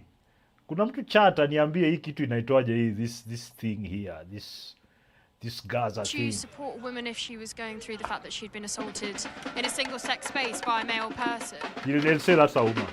You keep quiet. No, you wouldn't help a woman who was a member of your union if she had been raped in a single-sex space for women by a man. Trans women are women. Even if they rape other women. Trans women are women. You see, they're not talking to these people. That's why, you see, personally, I have zero tolerance. Because these people, they have zero tolerance. So they are not going to stop. They are not going to stop unless you stop them. And unless you have the knowledge to understand where they are and what they are doing. Locally, they're in NGOs and media. Right now, if you watch like Capital FM this week, I've just been posting woke NGO nonsense about women empowerment. NTV based, that's what it does because most of their money comes from that. But also that is reducing. I hope that Uko America, and you see how America is important. I hope Uko America, the next people are also these anti-woke people so that this money keeps reducing and reducing. So the power of, when you have idiots like this have such disproportionate political power that they can decide what you say, that if you don't say certain things, you can go to jail, you can be denied opportunities. They are not going to stop. I am not going to stop until I'm banned. Because I see this, because personally, I have a global view of everything. Because we are not, especially as third worlders, most of our stuff, we depend on the West and the East. China, America, UK, whatever. That's a fact. Our army is basically funded by UK and America. So your army, the people who protect you from outside interference, is the Westerners. So there's no independence. Stop talking nonsense. It's like you guys don't have the money, technology, or the ability to do that yourselves. I've seen there's some other thing on X right now. Oh, Israelis have bought this land. Yeah. Let them do with it what they want. What do you do with it? Nothing. Israel is on a desert and they never go hungry. Right now, Kwale, that's what I was trying to say. Kwale, Northeastern. People are dying of hunger. Every year, with some of the highest concentration of NGOs in the world, that Northeastern and that all trying to feed people, trying to build latrines. I was editing another documentary from there. One of those, it's a job, but you see, this gives me an insight. These guys, they're proud, oh my God. They're proud about building latrines. In 2025, that was last year, 2025, they're proud of building latrines. These NGO types, they come and they drop let's put a latrine here, spend $1 billion.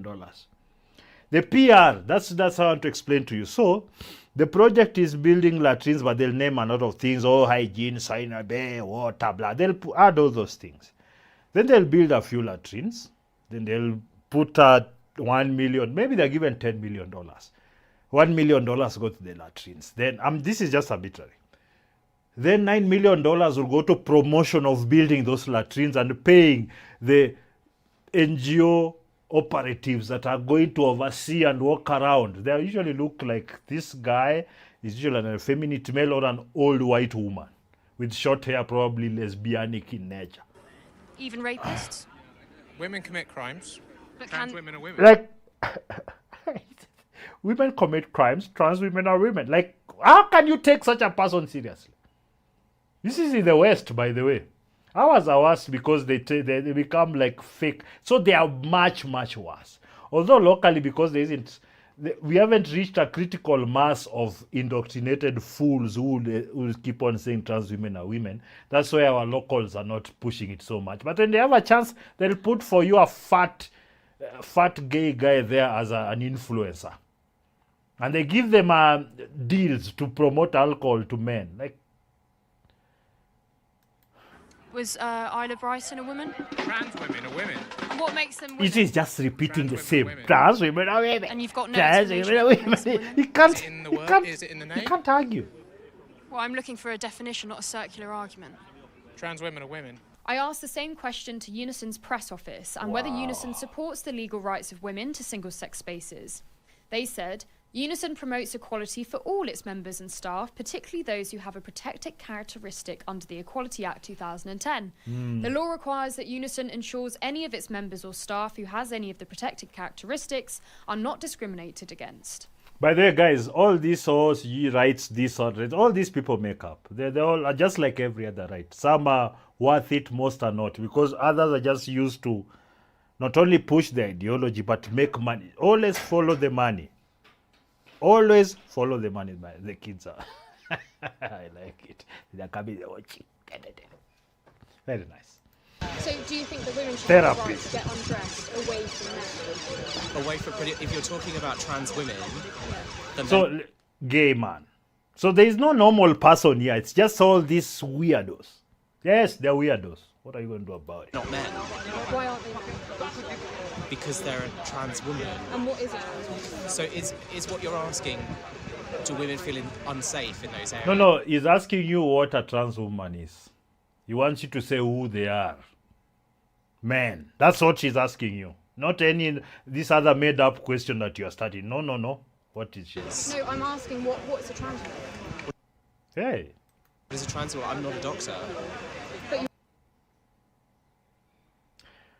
Do you remember me showing you that black woman, Katanji Brown, current Supreme Court judge there in the US, who was asked what you are a woman and she said she's not a doctor. This is the level that they want us to go down to, yes. That you have to be a doctor to describe what a woman is, to even understand basic biology. That 2-year-olds understand intrinsically. They just know, daddy, mommy. Simple. Nyonyo kwa mami, no nyonyo on daddy. You know, it's basics. Not something complicated. So this is what they want to bring everywhere. Us with our problems with employment and in fact, our single mother homes have become, I think we're like at 50-50, I think, or more. We have real problems, infrastructure, sewage, water, food, Northeastern, people dying right now. We have real problems. These people, they found a way to extract money from the government and do it forever to fund the ideology to a point where they're everywhere in the world, in NGOs, governments, organizations. They did it, and people are just there nodding along, yes, equality, diversity, just nodding along to our destruction. Zero tolerance. You're here in support of trans women, but you don't know what they are. Well, yeah. A trans woman is believe the women. Like I Do don't. you believe women who don't want to get undressed in front of men? Do you believe they're discriminated? I think what you're asking is a loaded question because I think you're asking me. It's a simple question. I really need you guys to painfully watch this because it's important. Because these are not fringe people. These are people like they're being pushed by the most powerful governments and organizations and companies in the world. They want to make sure that you must follow this ideology. Often you've seen it, but you dismiss it because it's not allowed here. But it's coming. It's been slowed down by Trump and defunding them. But if they get back in power, they are coming up again, and the only defense you have is your knowledge. It's to know, they're bringing the thing. You need to know. Because sometimes, people say, why do you... Yes, the truth matters.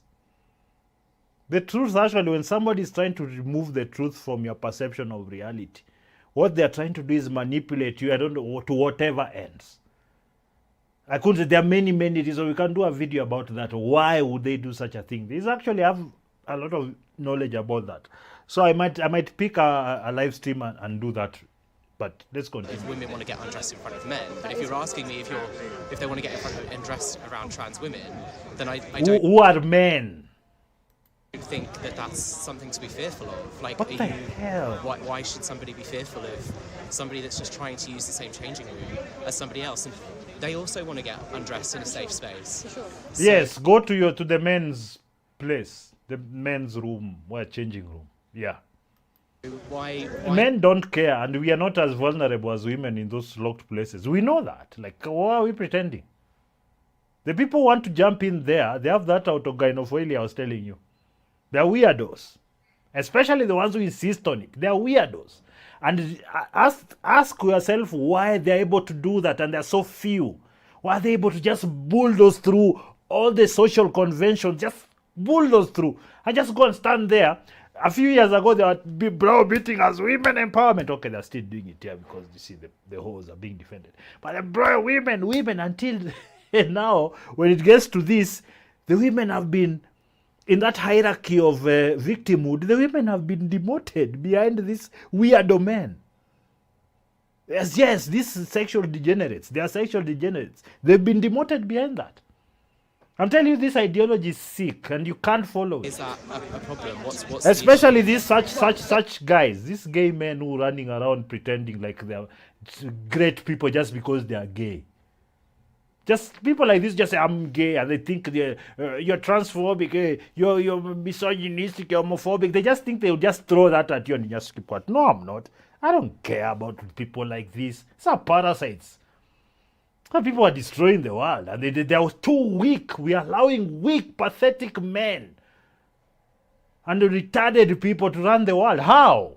And the most corrupt. How? No. Most women would say it's because they're biologically male. Okay. Are they doctors? Do you need to be a doctor to know whether someone's male or female? There is that again. They think it's an actually good argument that you need to be a doctor to know what a woman is. Are you mad? Sage, fuck it off. Didn't have to be a doctor to pick up hundreds of women here in Kenya. We know what it is, brother. I hate this manipulation, man. These people, man. I'm not a doctor. I can't answer that question. You see, people like, for me, the test I have for engaging with anyone is when you can answer such basic questions, especially from the West. When you're having these online arguments. The moment somebody sits like this, you're not on my level at all. You're not on the level of my 5-year-old niece. I cannot have discussions with you. You're stupid beyond comprehension. And you're corrupt beyond saving. And we know that you're very self-absorbed, sick people. So we are not going to allow you to continue to just do this. You see, social media had gone berserk. Facebook, people are being banned because of these people. Forcing you to say a man is a woman. If you don't, they ban you. Harassment of blah, blah, blah, blah. Nonsense. By the hail Elon for buying X. By the way, we will all be shut down. That was one of the most iconic moves that has ever been done by anyone to save this concept that we should be able to freely express ourselves. Elon. I don't care if he does anything else. That was enough. So when he did that, immediately Zuckerberg and his crew, they let go. Like, oh my goodness, we are losing viewers. We are losing engagement. And then we are getting more and more people angry at us, and more people now are doing insidious things against us. Because it happens like that. Once people have reached a certain threshold, you cannot continue telling us, you have to be a doctor to describe a woman. How about you go fuck yourself, gay retard? How about that? Hey, you want to ban? You can't ban us anymore. Go to hell. We are more than you by far, and these people have realized we are more, and we know we are more. And they are going to suffer irreparable financial punishments for coming after normal living. Ask Jaguar, ask Bud Light, ask all those people who tried to turn against normalcy. Normalcy. Just ask them. And it's going to get worse. It doesn't matter whether you get back funding and you try to institute even more draconian laws. Like Britain right now arresting people over Facebook posts and social media posts. But this Keir Starmer is so weak. He's less popular than Hitler was. Right now in Britain, that Keir Starmer, he's like almost at the same level or less popular than Hitler. I'm not saying he's Hitler, but I'm telling you just how unpopular these people are. But they keep insisting that whatever they are doing is what everybody wants. Oh, it's time for inclusivity and protecting. And no, it's never. Oh, the children. Every time they come, oh, the children. Remember. You a vet? You a vet? A vet? No, I'm I'm not so- a vet. Do you know what a dog is? I hate this. That's Yes, so I know what a dog arrogant. is. What is this? What is so arrogant? So stupid and arrogant and corrupt at the same time. Punkers, bitch. So you don't have to be a vet to know what a dog is, but you do have to be a doctor to know whether someone's male or female. I just think this is a really patronising line of questions. She smacked him. Yeah, do you know what a dog is? Yeah, but I need to be a doctor to know what a woman is. Like, what's the difference? We know what it is, but they're trying to force us to lie to ourselves and everybody around us. Oh my god, don't be ridiculous. I'm not a vet, but I know what a dog is. Hello, would you like to say a few words? I will. Yes, of course. Look at this guy. Like, what are these people? These are retards, man. These are mentally disturbed people that we are letting form political, form laws. Basically, this is what they are doing. They protest for something, then they put a law. Even here, they did, it's because Sharia, Kituo cha Sharia, you what. All these are NGOs that are having a direct effect on our laws, on our politics. And nobody's voting for them. No, we don't vote for them to come and agitate for whatever. No, the people who we pay with our taxes, those are the people we follow. NGOs are paid by foreigners, and these activists, Wakina Boni and all these other quacks, they're doing business. They're making money themselves. So there's been a recent piece of research done by a trans organisation where they took 365 local authorities for freedom of information requests, and over a 3-year period there were 4 complaints against allegedly trans people in single-sex spaces. So my point is, if not all of these people are trans, or even if it was 4, what are you protecting? Many trans activists will say that hardly any women have an issue with trans women, biological men, in women's single-sex spaces.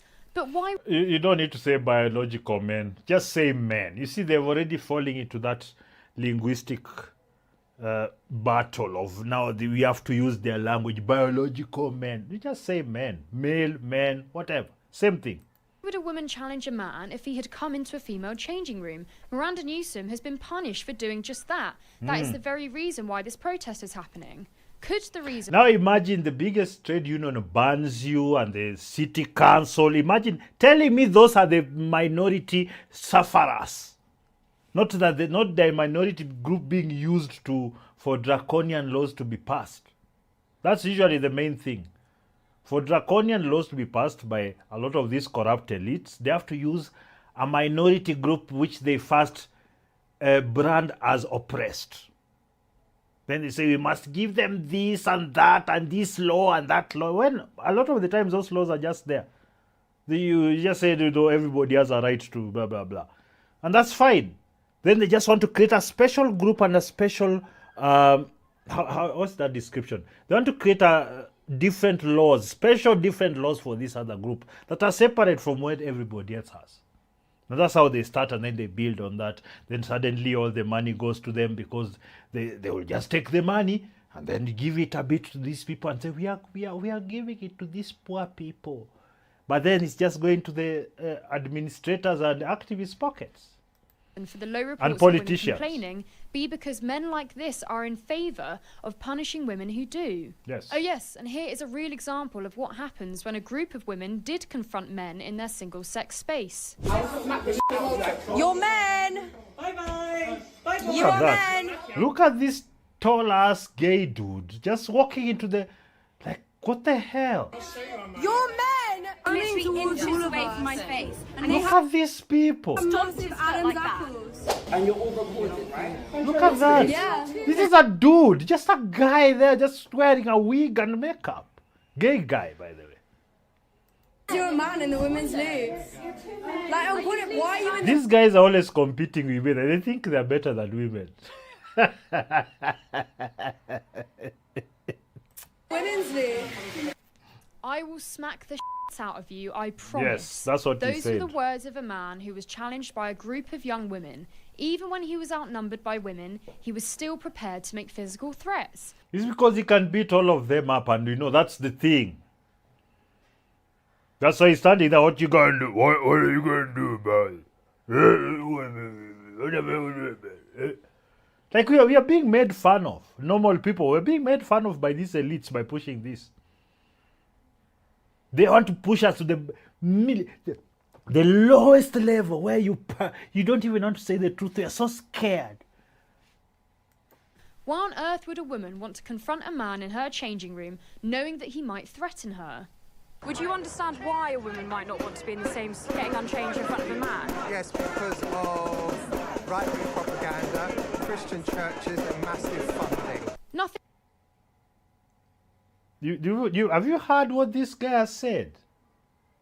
Why would a woman be uncomfortable with a man in the toilet with her? This is the reason he gives, by the way. Right-wing propaganda, Christian churches, and massive funding. Right-wing propaganda, Christian churches, and right-wing and funding. So basically everything they have, the propaganda they have, the funding they have, they're now claiming the other side. Yes? I'm not religious, but this is nonsense. No, for the first time actually in a long time, I have taken the religious people's side. Yes, because, sometimes you live and learn. I didn't realize this religiosity was the dam that was holding up all this insanity. Because it needs also a big ideological movement on the opposite side for you to crush it off. That's why I lean that way. I'm not religious. There are things that I can't lie to myself that I believe a God exists. I'm sorry, I can't. I have tried. Show me, don't show me. If the God exists, they know better. Shut up. But I do realize the belief in those kind of beings has brought forth a lot of ideology and the way people think and live that is not necessarily detrimental to human existence. It is what it is. But this is the one they want to socially engineer now, to replace the religion. Nothing to do with just wanting some dignity or knowing that when you are undressed and vulnerable, you are somewhere safe, away from men who happen to commit 98% of sexual offences. No risk to cis women in single-sex spaces. Going back to the point that I made earlier. That other retard is still knocking his drum behind there. And look at this, another old stupid person. Mentally retarded. These are those sexual degenerates I was telling you about. Just come out as an old man pretending you're a woman. Like, come on now. So if trans women are women, why are they trans? Why are they trans? Because it's a label that we use to identify ourselves. Why do you need a label if they're just women? How to get medical care and access care. Some trans women just identify. Yeah. Do you agree that to be a trans woman you have to be biologically male? No. You see what I'm telling you? These people are full of shit. They're liars. Liars to the core. Their entire existence pretending this dude here pretending he's a woman. He's already lying at the very basics. So could I, as a biological female, be a trans woman? No, because you are a cis female. I'm telling you, this ideology doesn't make any sense. So why are the most powerful pushing it? What makes you cis? Your lived experience of growing up. And what would that be? What? What is my lived experience of growing up that makes me cis? What is your no, cis is not a slur, so we'll start there. What is your lived I didn't say it was a slur. No, but you know, the tone that you're giving is a slur. Yeah, so you see, they've started tone, yeah. Experience is different to that of a trans woman by because you're a man. Idiot. Could it be to do with the fact that I'm female and that trans women are male? No. So trans women... Like, I'm telling you, retards. Aren't male. Yes. So do you believe in the reality of biological sex?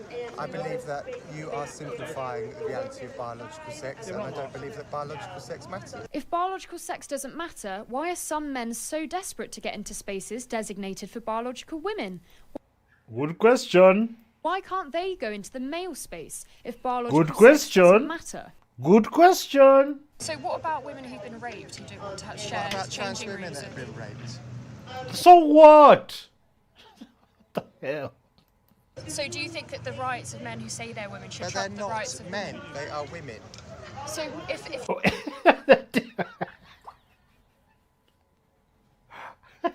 You had to see this. You had to see this. What makes them trans? Their lived experience and having to alter their bodies through hormones and surgery. but the vast majority Why do you need to alter your body surgeries and hormones if you're just a woman? Women don't need to do that. It just happens. You know that natural thing like that to just 13, 14 and they just start happening. Till they get everything else. The way it is when they are. This, I told you, degenerates. I told you. Why do you think they haven't had surgery? well, many of them have no desire to. Because it's dilapidating and it will destroy their lives. That's why that surgery is. Just do such. I'm not gonna show it, but that's, oh my goodness. Just there's even description.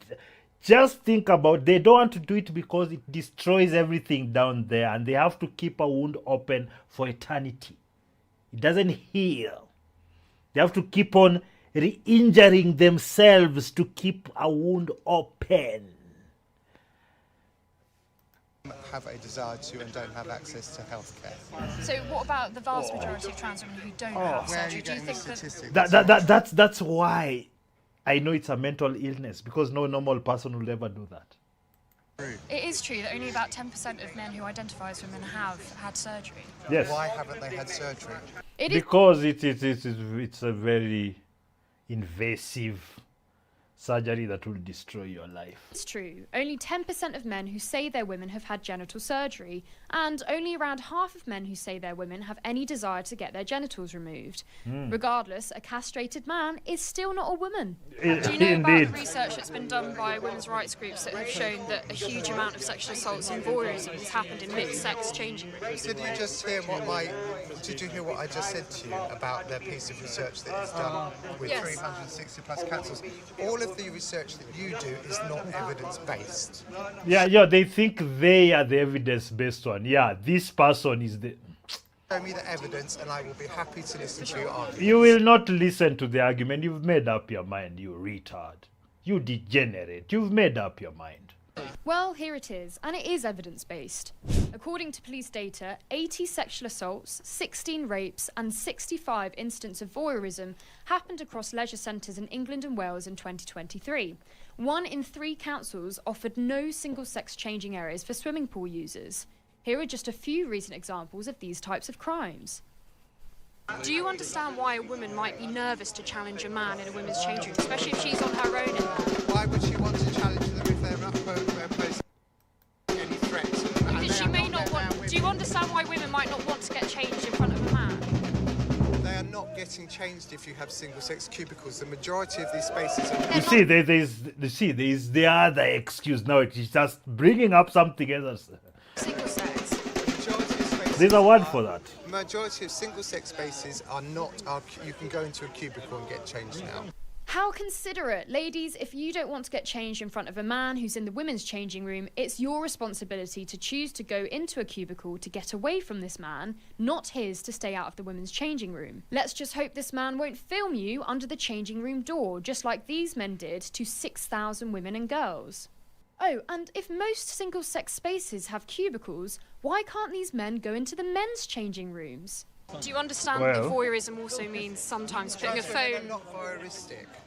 How do you know that? How do you know? Well, are they any more voyeuristic than a cis woman that's a lesbian? Let's just remember why this man is protesting. He believes that biological men who say that they're women should be allowed into women's changing rooms.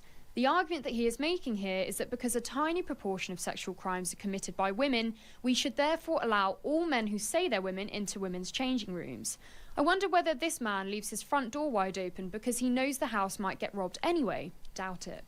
So what about Isla Bryson? Do you think that Isla Bryson should have been allowed into women's spaces? I think that some people should not be allowed in women's spaces. I'm done with this mentally challenged degenerates. Now, how does this end? This ends through religion and the fact that I think these feminists and all these people should be let to actually feel the full consequence of this woke ideology.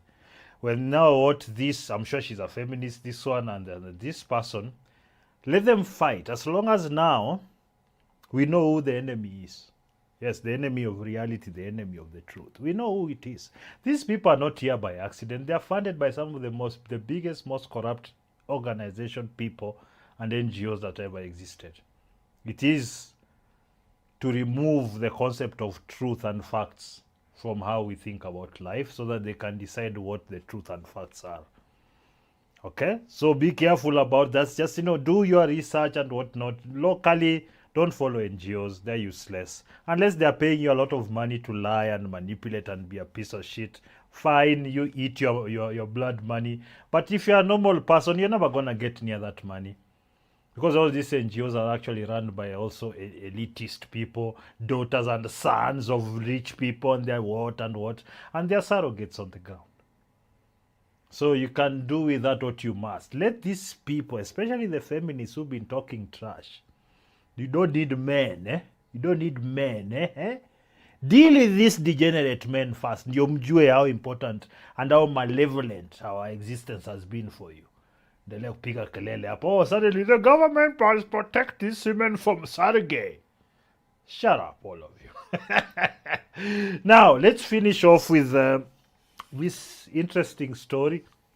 This is from this person called Nick Shirley. Now, Nick Shirley is the young man, independent journalist who exposed largely the Minnesota Somali scandals. Those ones there that seemed to have split us a bit, but most people could see it for what it was. And I was very happy that despite all the nonsense, we knew the corruption was there. So this is now on the homeless situation in this California, this particular place called Skid Row. So let's find out how the richest state in the US got to this. Actually, this is the 6th or 7th richest country. California, if it was a country, it would be about the 6th or 7th richest. So how did they get here? So you're seeing this here, they have like 10 cities. Like people just put up tents on the side of the road and they live there. Anyway, let's watch what this Nick Shirley report got to say. This is not a refugee camp, and it is not a war zone. This is downtown Los Angeles, and you're looking at Skid Row, the most densely populated homeless area in all of America. Crammed into an area smaller than half a square mile are over 4,500 people living on the streets inside tents. That's more than 40 people per block, surviving and some even fiending for the next hit just to stay alive. To put it in perspective, Skid Row has more people per square mile than the entire city of Washington, D.C., and every single one of them are homeless. In this video, I'm walking you through the streets of Skid Row. You're seeing there, they are kids, they're just kids also. It's just like our streets here, like our homeless. One of them are homeless. In this video, I'm walking you through the streets of Skid Row. You'll see the conditions up close and personal as I speak with the people living on these streets and giving you guys an in-depth look as to how this has happened and how it continues to happen in one of the richest cities in America. Now, it's time for us to hit the streets of Skid Row, and I'm meeting up with a local by the name of Tommy Tomato to give us an inside look into Skid Row. We're gonna hop in the car right now, and then we're gonna get out of the car, and we're gonna go talk to people around here in Skid Row. They're just waking up this morning, so I think they'll be in good spirits right now. Awesome, let's hop in the car and we're gonna drive around and we're gonna see what it's like before we get out on the streets. So here on Skid Row, when did this all start happening? About back in the 80s, or has this been kind of recently in these past couple years? Well, Skid Row's always been here for a long time, since about like the 70s, 80s. But now that they've actually expanded and have more homelessness, so they've actually... So it seems like to be a place where people, homelessness and drug use is the thing. It's it's the place. That if you are a druggie, you go there, basically, then you leave. past Skid Row, and they still call it Skid Row, just other sections as well. Newsom, he's been governor for a while, and he's been in politics for a long time. He's been trying to do this for 16 years, 17 years, fight homelessness, and he hasn't done anything with it except for spend an exuberant amount of money. Since Gavin Newsom has been governor of California, over $24 billion has gone unaccounted for that was If you spend $24 billion on anything, the problem should be solved. That's my take on it. supposed to go to fighting the homeless crisis, and just recently, LA failed to pass another audit for $2.3 billion that went missing. Some weird things are happening in California, especially when the governor... So this is why I was telling you about this NGO economy. Now, you see, like a state like California or even a country like Kenya will put a certain amount of money into such things like homelessness and whatnot. But how does that money come out of the government to purportedly these people?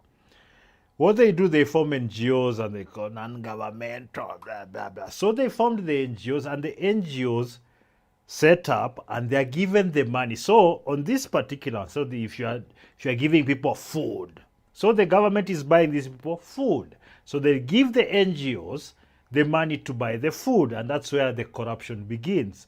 Because more often than not, they'll always buy less food. They'll always not address everybody's problem. They just do enough to be around.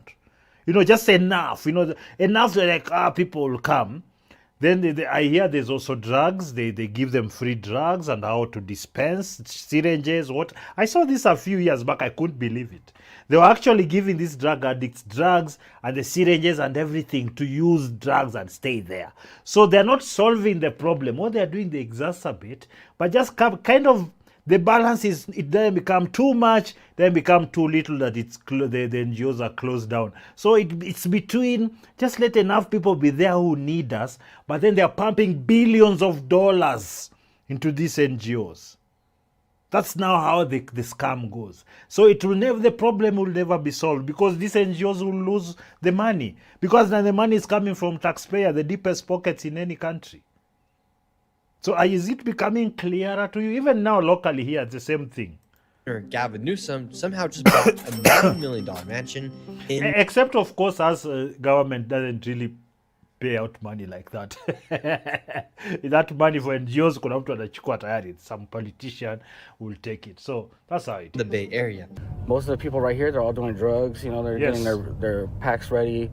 Buying things and selling things that, they steal or... So, look right here, we have a whole entire setup, and people got chairs outside, tables. Like, they're expecting company, they got their own outhouse that the city comes and cleans up, so it's a dangerous job for them, too, because they're cleaning up disease, bathrooms, needles. So look, they're putting out a fire here. Literally, this is just on the street of LA. There's a huge fire going on. And what could be inside of this fire? Do you think it's... In Nairobi City, do we have any streets that look like this?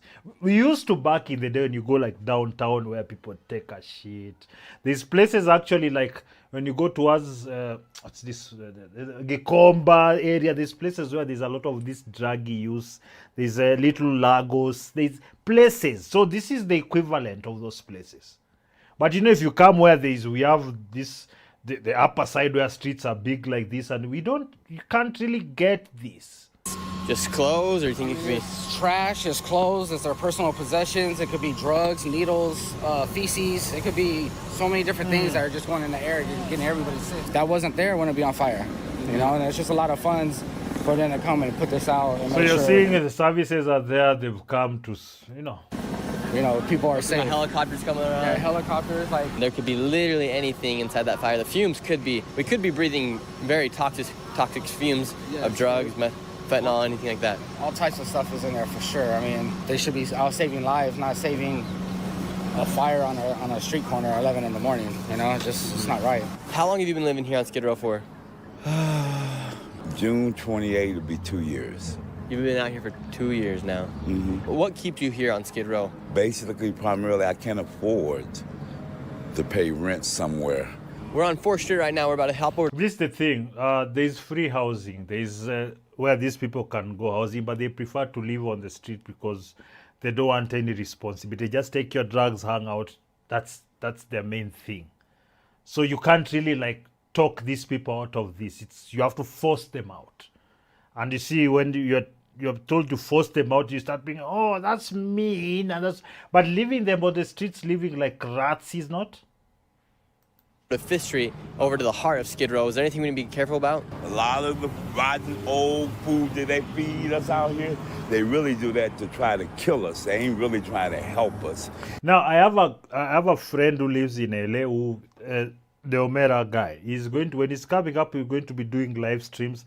He'll take us through this Skid Row live so that you guys see that this is not just like a report. So a lot of this also that's why I wanted him there. So when he'll be coming in, he'll be doing live streams. So you'll see a lot of this, how Americans live, good and bad.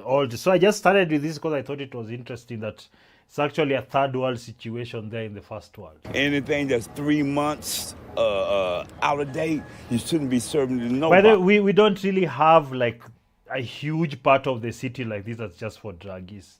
Like where there are like 4,000 people, just drugs. We don't. So they're serving you guys expired food? It's an affordability thing. I swear to God, I'm Catholic. We don't believe in swearing. I swear to God. Shut up. Dude, shut up. He's not totally lost, but, he's out of it. And why do you think they're giving you guys expired food? Part of the big plan. I really believe that's part of the big plan. What's the big plan? Well, the big plan is population reduction, and the homeless is one of the first ones they believe that should go.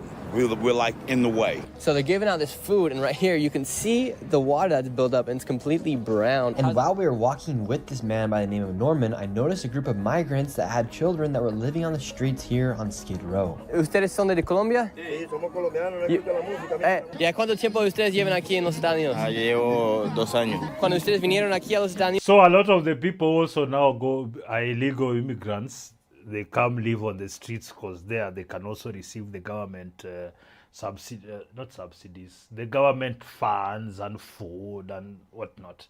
But also because others I've seen in others, they work and live in just normal. So probably this was also druggies. So, but the problem, they have their kids there. So like, it is what it is. ¿Pensaba que iba a llegar aquí a este punto a vivir aquí en esta calle? No, pensábamos que iba a ser una vida diferente. O sea, vinimos a cambiar la vida. Pensaba que íbamos a cambiar nuestras vidas, no íbamos a estar así como perros, no es como estamos como perros. Porque no somos... If you came to that country, you live like animals, go back to your country. Like, such a guy should be slapped. Like, you have no right to move to another country to get a better life. It's not your right. You can request them nicely. Like, that's why I hate such men. Like, you've destroyed your country or you didn't do enough. Now you transported your kids to live on a drug-infested street in America. You're useless. Bure kabisa. You'll find such a guy sold his land there in Colombia to come here. Well, Colombia is a drug state, but that's your fault too. You let it be that. When America is trying to come do this, these people are bad, racism. It doesn't matter. You can't really change these people. The thing, what you can do is keep them away from you as far as possible to reduce their impact on your daily life. That's just the way it is. Most people don't, or I don't care. Everywhere we are being forced to accept a lot of stupid people, criminals, whores, those are the people that we must care about, not the people who are doing the right thing or trying to do the right thing. Let's go to the degenerates and spend all the money there. No. Animales, somos seres humanos. Pero, coño, mira los niños, tenemos los niños aquí. Go back to your home. So here on Skid Row, we got migrants that came here from Colombia, and there's little kids here, and they live inside this tent. I imagine they didn't expect their life to be like this when they crossed over the border. ¿Ustedes pensaban que cuando cruzaron por la frontera, eso iba a ser la vida? No. No. Y Dylan, ¿te gusta vivir aquí en los Estados Unidos? No. No. Yeah, entonces, ustedes pasaron por mucho para llegar aquí a los Estados Unidos, claro. Y ahora está viviendo en carpas aquí en uno de los más peligrosos lugares en todo el mundo. ¿Sí? ¿Y tu calidad de vida está mejor aquí que fue allí en Colombia? En Colombia estoy 1000 veces mejor. I told you the guy is a moron. He had it better in Colombia. In Colombia. And as I was talking to the migrants from Colombia, a group of non-profit workers that saw me videotaping the expired... The parasites have come! food. Yes, they the were heading up to NGOs I was homeless telling meal you came and about. tracked me down, and they started getting a big argument with us over me videotaping. And it's always the women. Yes, I told you the Karens. I told you. expired food, and just listen to what they had to say. Like, why am I getting in trouble for talking to these people? Why are you guys getting mad at me? Because you guys are just like trying to find what's wrong with what. You're seeing this whole place. You think there's nothing wrong. Everything here is wrong, bitch. Like, what is wrong with these people? It's always an emotional appeal to run away from actually what we are seeing right before us. They're trying to, you're trying to find. No, it doesn't need to do anything. You just need to put up his camera like this, and everything before him was a story. Yeah. It's because these are the people who are being paid by the government, and so they'll continue to do this. And they always front these stupid Karens. They always front these arrogant people who don't have real skills, don't have any real talents, can't do any business. They're just here to distribute government money and eat most of it and live well. Do you remember the Black Lives Matter nonsense that you guys were pulled into? Same nonsense. Instead of like, hey, it would be great if people you're being pushed to support some bullshit just because of emotions, but you refuse to look at the reality of it. Stuff that wasn't used and was brand new, that would be great. So instead of you guys promoting the charities that are actually trying to help, why they're calling them charities? They're NGOs. Why do they have to promote them? You're getting billions of dollars from the government. You see, they're just parasites. Just, why don't you give us yours also? So you give us good people who have been unable to solve this problem for decades. Like, it's not even like there's no life where people who have been unable to solve a problem are always given jobs, except in politics and this activist nonsense. Like the way you guys now running, Sifuna, BABU will save us. They're in government. Why are they not saved you yet? Why have they not built factories and manufacturing in your locations? Yeah, we're just showing what's going on, and we're talking to people. Do you guys want to get mad at us for filming? Go ahead. She was asking if your guys' food was expired or not. That we passed out, those 15 maybe were expired and we left them there because there's no trash can to put it. Tom. There's no trash can, so we just left them there. Really? So we're just talking to people, and we're talking to people, and then we get a group of nonprofit people. They're trying to make a difference in what they're doing, but they get mad at us for in our. No, they are not trying to make a difference. They're trying to make money, and then they use that as political leverage. I know this guy I think he's just trying to be nice about it, but I'm not. I don't care. They're just parasites like our local activists and NGOs. Yeah, they will cannibalize your suffering for their own well-being. You will be fed rhetoric, you'll send your sons, you'll send yourself to the streets to be abused by police and thugs so they can scream, now look, they've killed our youth. They sent them to the street to be killed. Ruto did not get in power by accident. You voted for him. You don't get to shout about, you don't get to have bias remorse and decide you're going to destroy the city because you have bias remorse. You wait for the next round to remove him. You can do your Sifuna, BABU things, whatever. That's the way it's done. You don't just now you decided, when are we going to protest again? Shut up. Let me warn you guys. Especially you Gen Z young guys. Next time you hear you're being called to the streets to go protest, do not go. It's not for your well-being. You've already been manipulated. They're using, you have bad government, corruption, yes. You're part of it. You're the guys who voted for the current government. You're the guys supporting the current people. So do not start talking like, no. If you want to go to the street, go knowing you might be the receiving end of more violence. I will not cry for you. I will not hashtag. You've been warned. Just like I warned you about Ruto, you've been warned.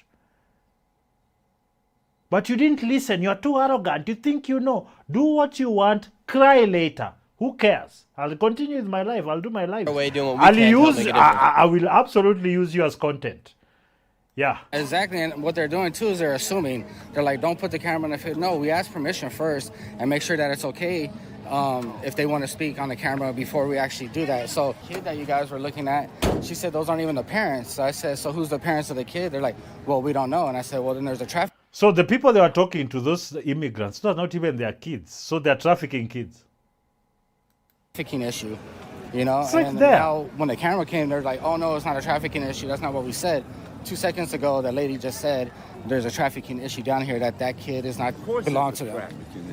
Is there a lot of human trafficking and like child trafficking that goes on here in this part of the area? Ain't no telling what the fuck are doing. We actually did confront them about the expired food, and she said, well, there's thousands of food, and maybe 15 of those are expired. How do we know that only 15 of them are expired if there's mixed in with the 1,000? Exactly. They don't know. And primarily, I'm glad. Can I tell you, a lot of these people, they'll do deals with some suppliers. So those suppliers, because they know it's government money, whatever, they will not give you the best quality. They'll give you whatever is about to get spoiled. They'll do that. Most people who don't understand how these things work think, oh, they were just, you know, it was a mistake. Tell me if there's a restaurant that makes a mistake and puts 15 meals that are spoiled. Will that restaurant survive?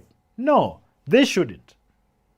She told you that. And I'm glad she refused to give me some food. Yeah, but but more likely, it was expired anyway. Mm-hmm. That's some bullshit, man. What are the most people consuming out here on Skid Row? What kind of drugs are they taking in? All of them. I'm so scared that I might have a friend that used that fentanyl. I'm so scared because they giving it to anybody, you know. Mm-hmm. Do you think this is all planned, or how do you think that fentanyl is cleaning up people? Because it's you've seen those zombies where people are just like they've taken some drugs, they're just hanging, they're just like bent over, hanging, standing, sitting. It's just the zombies everywhere. I think they stop all this? Stop it. Mm-hmm. It's growing. It's not stopping. It's not stopping. It's somebody just passing here with How a many of your kid friends like it's have died normal. out here? 3. Okay, we see you got some stuff in your hands. What do you have in your hands today? Lighter, pusher, pipe, What kind of drugs are you consuming here on the streets? alcohol, and crack. And crack. Crack, is that cocaine. Is that cocaine, or is it, when you say crack? Are people taking a lot of fentanyl here as well? Very much. I've lost about 20 friends to fentanyl within the last half a year. And did those friends know that they were taking fentanyl, or was it just laced with the crack? Yep, laced. Did that scare you? Right now? It did. I actually had left for about a month. You know, I went home to my mom for a little while. So you see, these people, it's not that they don't have places to go. This is where all the drug addicts meet because the government buys them drugs, makes sure they have food and what. So you incentivize people to come take drugs. And you see, it's California, weather is good, it's like tropical, whatever. So they can't really do that in like very cold cities, like where there's dilapidating winter and things like that. So they will find them, but generally speaking, the reason this stays on forever is because the weather is also good and the government is apathetic and they are funding this lifestyle. Because it was just too much for me. And now, what brought you back here to Skid Row? Drugs. How do you guys make your money out here on the streets? Today the stream has gone 2.5 hours. Let's go till we finish. I clean, you know, I clean garbage, trash, and I sell dope. Oh, okay. Yeah. Yeah, I clean and I sell the drugs. He is one of the drug dealers on the street. Does he have like a DVD player? This is just, I'm sure, some maybe radio. I don't know. You said it was radio. Supplement. And when you sell those drugs to the people, do you feel some sort of responsibility if anything wrong happens? Of course not. Well, yeah, but I'm pretty confident in the product that They give me good products so I don't kill people. So just make sure if I really fuck their life totally, but they will not die. So the product is clean. We get some really good product. The product is so clean that everyone gets so high, feel good, and tomorrow do it again, and ruin our lives and everything. do sell because the people who I get it from is very conscientious of their product. Yeah, they're very conscientious of the product. They make sure the product is really good product, high quality product. Because of their clientele. So yeah. Okay, so you have a lot of confidence in what you sell. You look like the dog looks healthy. Definitely. I stick to the same thing that's been working with me for years.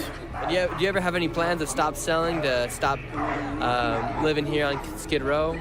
As of right now, no. Where are you living? Where you are selling dope? You have money every day. You use it. You can eat. There is free food. Government is paying you to be here. Why should he leave when he doesn't want to work? Take responsibility for anything. Why would he leave? No, honestly, no. I guess I'm here until they run us out.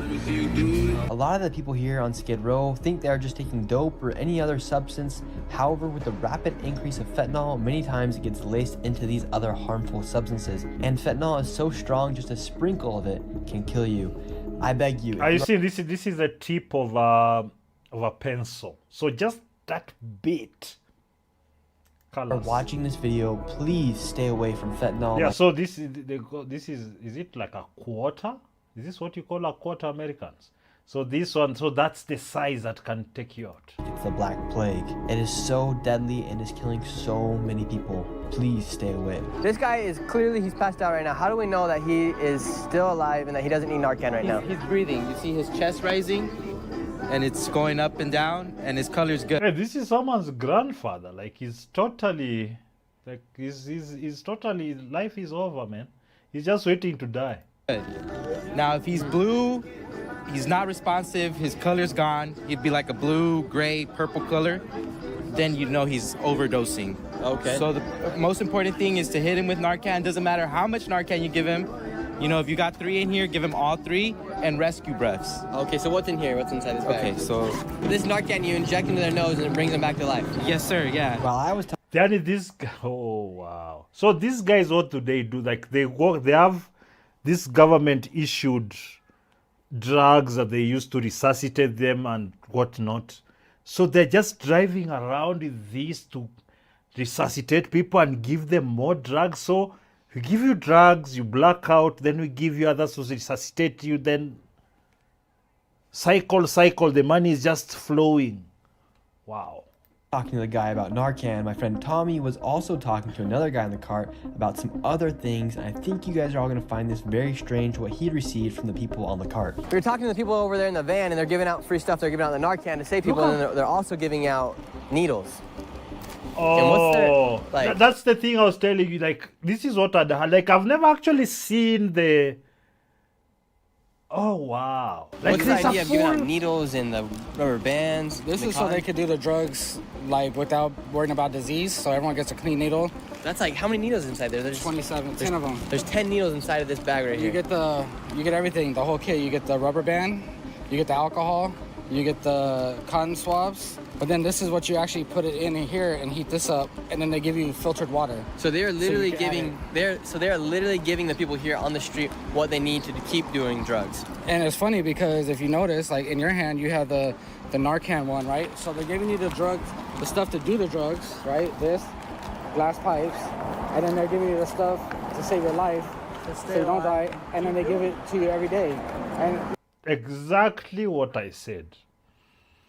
It's not even difficult to see. That's why it's what he said is similar. It's not so these guys, they have drugs, they black out, resuscitated, black out, resuscitated like that. So look, I'm not even homeless. I just went up to the guy and said, hey, can I get a Narcan bag and can I get a drug bag? And the guy said, yeah, no questions asked, no, hey, don't do this, or can we get you some help? No, they're just offering you the drug bags to do the drugs. They're not offering you any kind of help or assistance or any kind of detoxing. They're just giving you the materials. They're giving you the drugs to do the drugs. They're giving you the stuff you need to do the drug, and they're giving you the stuff that you need to revive your life after you do the drugs. Think about how much money this costs for these packs to be given out daily to so many people. That is where I was telling you the money. The person who's supplying this, so I'm sure it's a company now that, of course, these things are made. So there's an organization on the ground, there's a company producer. So they've already created the supply and demand chain. So what is the motivation to stop? I mean, the drug users can die off. More will come because there's free stuff, and they just continue and continue. So it's not going to stop. It's that not money could be going to other programs to help them.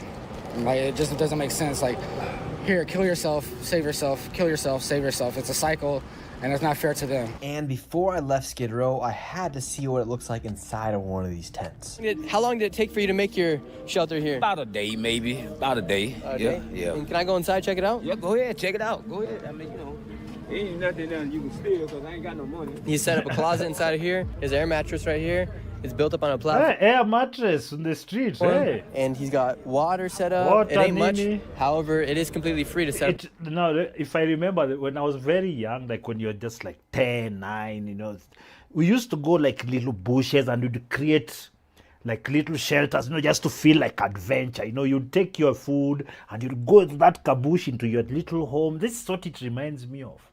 Now, this is how a grown man like this lives, like who is in a country where he could simply walk from there, just maybe walk a few, they call it blocks down the line, get a job, slowly, in a few months, they'd probably be able to just live a normal life. But this is easy. Government is funding it.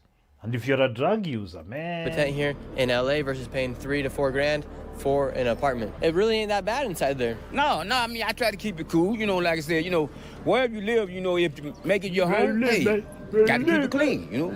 Inside your tent right here, do you get rats that come in? Yeah, they come in, but then they go out. Soon as I, you know, because I put this on the floor. Also, that's some kind of,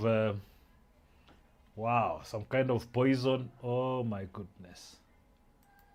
Oh, my goodness. I wanted you guys to listen into what this Asmongold fellow is going to say about how this actually, is it the one? No, is this the one? There's one. I had a video where Asmongold was speaking. Just give me a second. So this one is where you're talking about. There's a video about Epstein. I'm just gonna give it a bit of time before I do the next Epstein video, because there isn't much really out of I've already kind of seen the most important parts of the current 3 million documents. By the way, the All-Star game, Americans, what are you guys doing? But that's our entertainment also. Anyway, guys, wow. That is a long one. I have done 2 hours, 37 minutes. I'm just trying to be organic, just speak my mind, speak what I think, talk about all these things that interest me. I know that some of you interest me. Today, I had like 617 of you people just come and leave. Thank you so much. Thank you so much for patronizing this my channel. I'll continue to improve, of course. I'll continue to give you more information. I'll continue to talk about what I think is the realest things to talk about, because going forward, because a lot of us are just wallowing with a lot of false information. A lot of us are being propagandized to a point where we feel it's hopeless. So showing you the truth is also giving you some hope that no, you're not mad. There's things that are working in concert behind the scenes against you, but you must overcome. Nobody cares. We must overcome, and one of the ways of overcoming is knowing the truth. Also to understand what the media does when they are trying to feed us the garbage that I've shown you, how they manipulate, how they twist facts, how they exaggerate, how they do all these things. It's my job partly to also expose that to you. At the same time, of course, the normal entertainment value, you know what I'm saying? You know, trying to make sure that we remain the media, because the media lies. And people offer different perspectives, if you like. You know, it doesn't hurt. And of course, as I end, please, if you want to support the channel, I'm still trying to find... Yes, here... I have an M-Pesa number there. You can see 0748 plus 254 if you're from outside the country. Sending M-Pesa 0748 647 510, and buy me a copy /Albo Cinema. Cinema with an S. All of them written right here. And yeah, so if you feel sufficiently entertained by such of these things that I'm doing, please do support the channel that way. And if whatever you think I should cover, also you can leave me a comment down below. You can send me an email at albowacinema@gmail.com. Cinema is the same with the S, right? Yeah, man. This is 2 hours 40 minutes I have tried today, and I hope that you have the rest of your day is good. So this the next stream is either going to be on Thursday or Friday, Thursday and Friday, because I realized because I cover so much stuff, sometimes it takes a day or two to digest, cut into smaller pieces, reels, whatnot, so that you can be able to digest them into little pieces that are more, you don't need to watch a 2.5 hour podcast, although I wouldn't mind. You'll have helped me severely. And today, by the way, my internet has behaved, but just been green. I think that's why the user experience was a bit better for you guys, so you stayed around. Thank you very much. Yeah, and until next time, please like the video, share to your friends, and subscribe to my channel. I've been monetized, bana. We need to make some money up in here. I'm a VP. Yeah? Let's end that one.